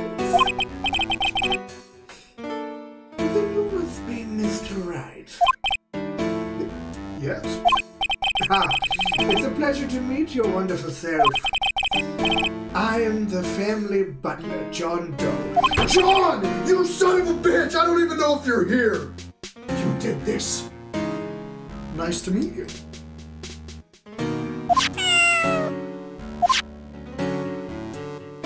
Dude, he has such a metal design. True.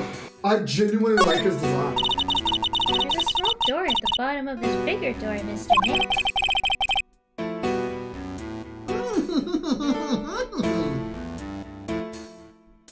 You know, as soon as an assassin, I'm kind of. What? No, we're talking about South Park, the episode where Cartman goes, That doesn't make me gay, does it, Kenny?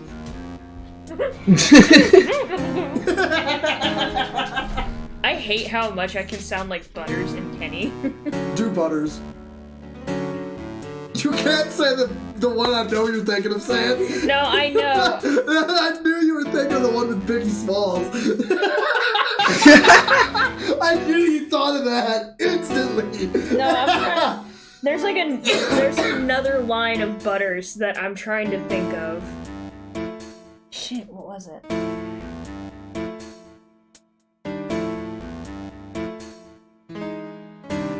So many Butters lines, bro.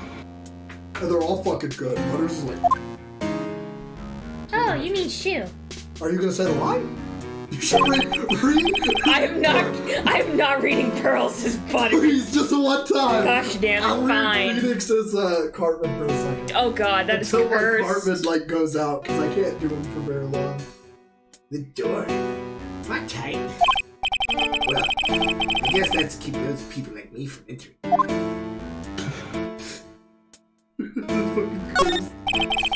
There's another door over there. Hey, you should go wandering off over there, Mr. Nick. Well, I think the butler would be pretty upset if we just started wandering around the house. We don't live here, so... This is starting to get cursed. Alright, you can stop. That's so fucked up. I hate it. What, you want me to do Kenny now?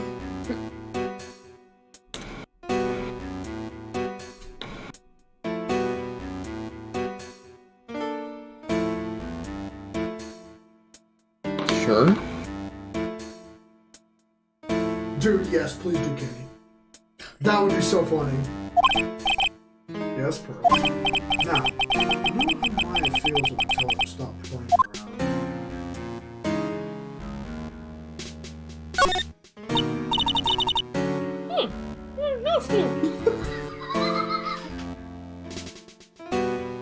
Yeah, that one in the middle is the Steel Samurai. The ones next to that are the Pink Princess and the Evil Magistrate. They fought many battles against the backdrop, Neo Old Tokyo. Hey, you Mr. Nick.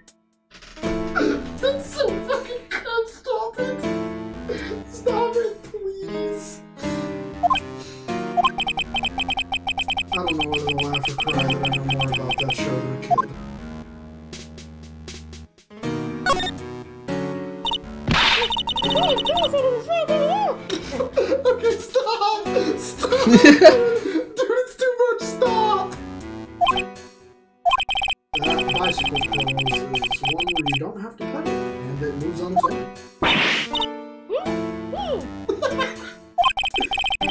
But sorry to disappoint you, it can't fly. This dissolved into Animal Crossing through Justin. Alright, stop! I had enough, kitty. Oh, there's a giant cooking hearth over there. That's actually a fireplace. How are they different, Mr. Nick? They're not really different now that you think about it. You could cook it with fireplace. I wouldn't completely recommend it. You could cook hot dogs at it though, or like s'mores and True. shit. Like, think about it. It's like You can still use it to make stews. It's just more so having something to prop up the pot. Just devolve into Animal Crossing.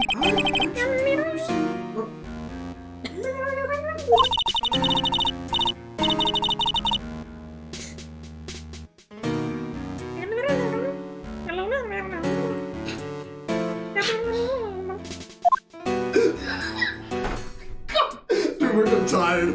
We're at the part of the stream where You think? everything's just fucking crashing down around me. The world is burning down around me. I have another impression I can do for whenever we find the next one. Very comfortable and spacious lives. I wonder if famous stars drop by and sit around all the time. In any case, I don't really belong here, do I? Just look me in faith. Oh shit. I guess we talk more to the butler then. I've got to piss. Hold on. You're gonna have to get up and move, dude.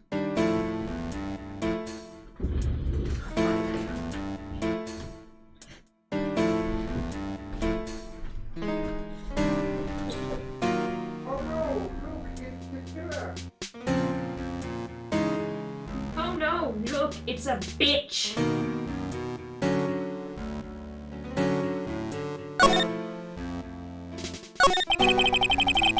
You must know all sorts of things about Mr. Unguard, right? Honestly, sir, I don't believe my master is capable of such a foul deed. Anything else?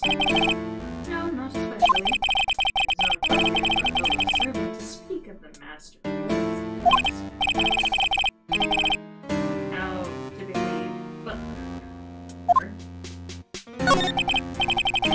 Mr. Doe, how long have you served at this residence? Well, sir, I would have to say maybe about a year. Anything else? No, not especially. For a lowly servant to speak of himself. Now, I would thought Mr. Unguard was going to have a maid or a butler. A very big cat. It is my duty to take care of him, master rather fancy shit. Alright, can I read him? I fucking love reading this motherfucker. Yeah.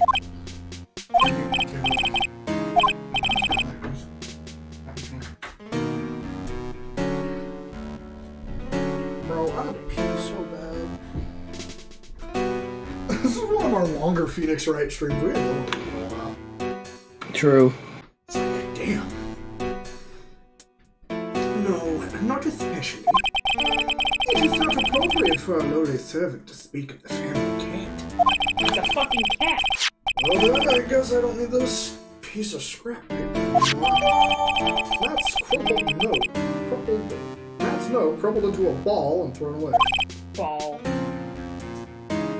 Well, I'm afraid I must take my leave of you now. Oh, we should probably get going ourselves. Ah, so young and yet already so accomplished. A master of law. But there is also a lot to be proud of in being a butler in charge of the household. Thank you for the compliment, sir. People are not always who they appear to be. Now, if you'll excuse me. Why would he ask us to feed a cat that he knew was being taken care of? That's where my brain went too, That honestly. seems a bit suspicious. Marshmallow, why would we ask someone to take care of you, even though you've already been being taken care of? Because I'm lonely and I scream. Probably what he's actually I thinking. scream because I'm lonely. I scream because you guys don't love me. Well, I guess we've done everything there is to do here, except try to get in my room. Unless we go... Exactly, Cam. The guard wanted more people to take care of his cat. I say we go to right O. I don't want to talk to it either. I'm gonna put it off if we want it. I'll call it. And move.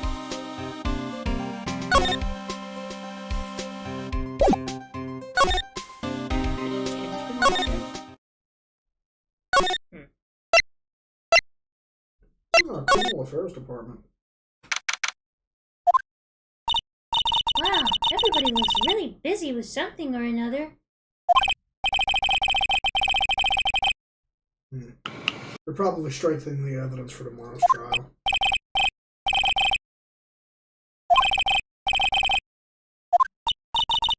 Mr. Nick? Is Mr. Guard really that big and bad of a criminal? Actually, never mind. It sounds like they're working on a different case.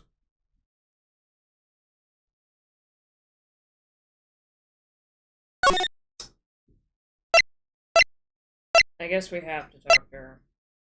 We have no other choice. Do we just want to speedrun it? And not take in any of the information? Yeah. Yeah. I mean, we'll figure it out as we go.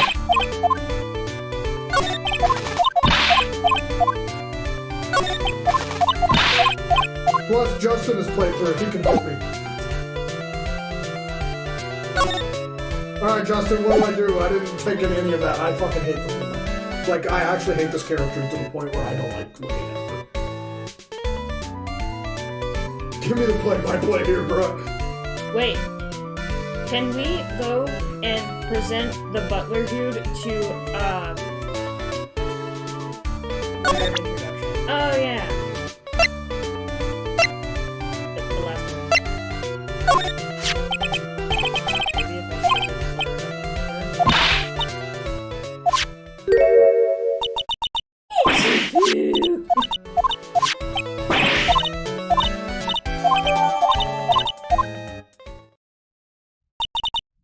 It looks like she has strong feelings for Mr. Edgeworth.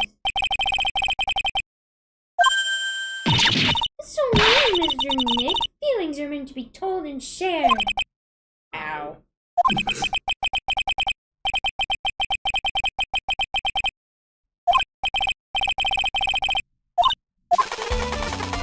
The fuck did you do that?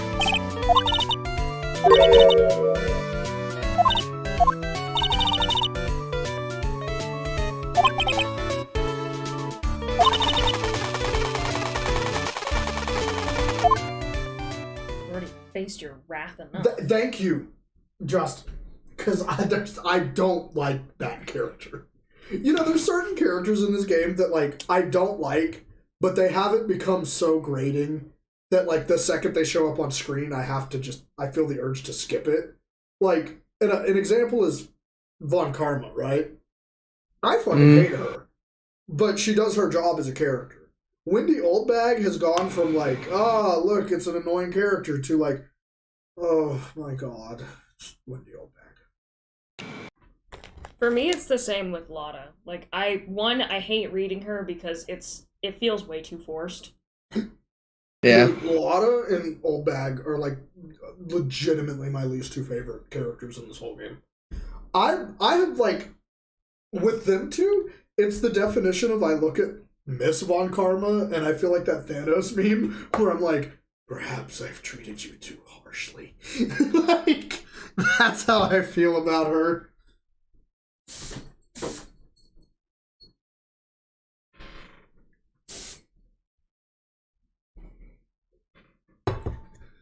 Looks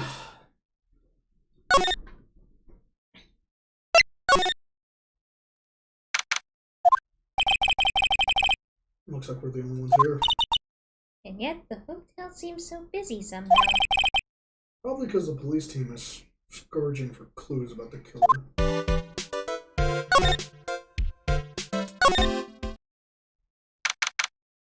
There. You're happy. Oh. God. Fuck! Gosh damn it. We just fucking get double whammy with these fucking pieces of shit.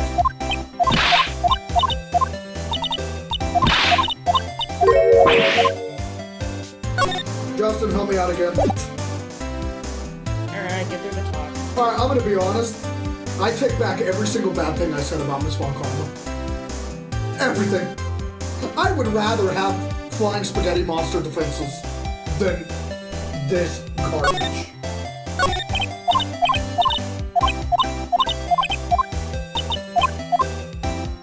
I don't like water. I don't like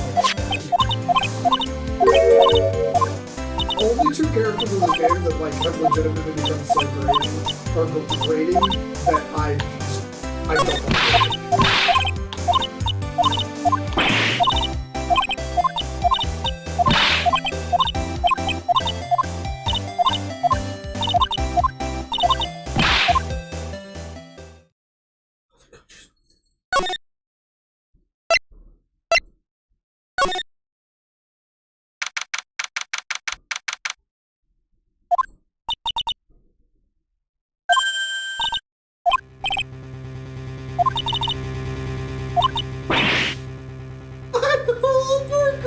I hate evil ghosts.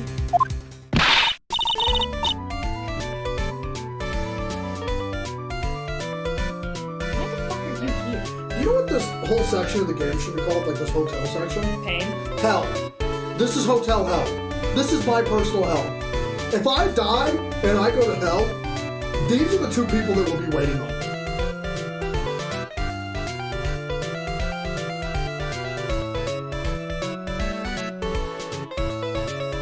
Boom. Who's last one? I think he was talking about this.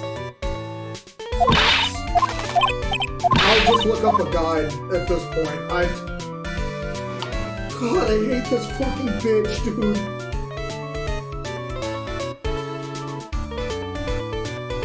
God, dude.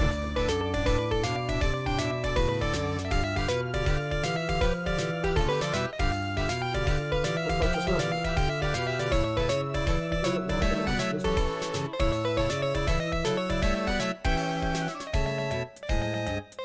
What's up?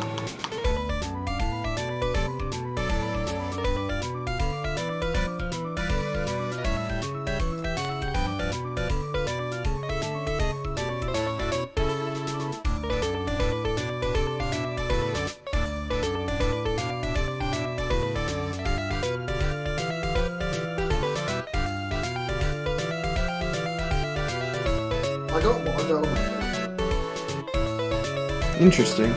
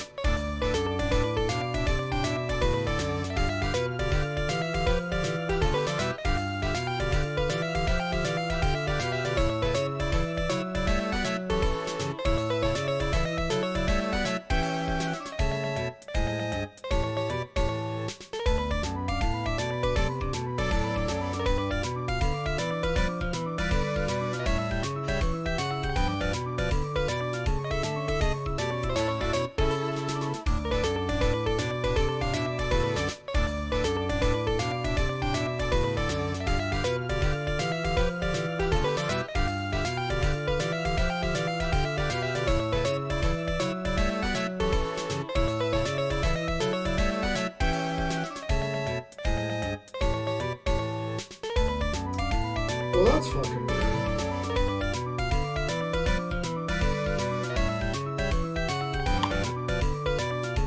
I don't like that.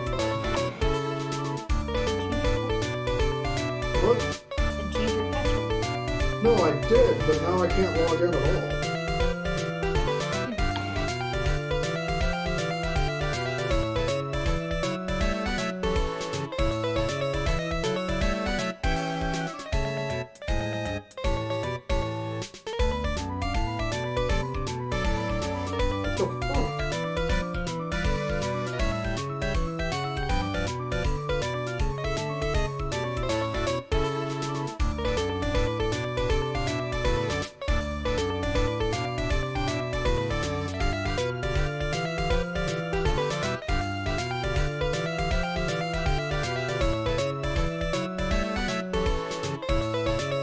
Well, that's not fucking good. Nope. Wait.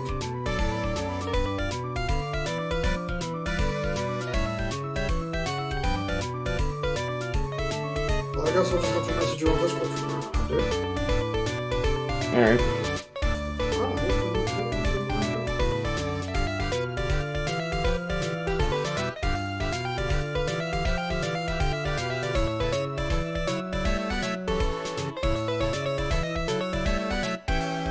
Man, y'all's been live for like 3 hours. Yeah, I think I'm gonna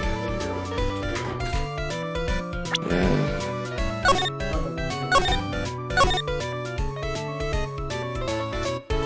Well, Justin, I hope that you have a good night.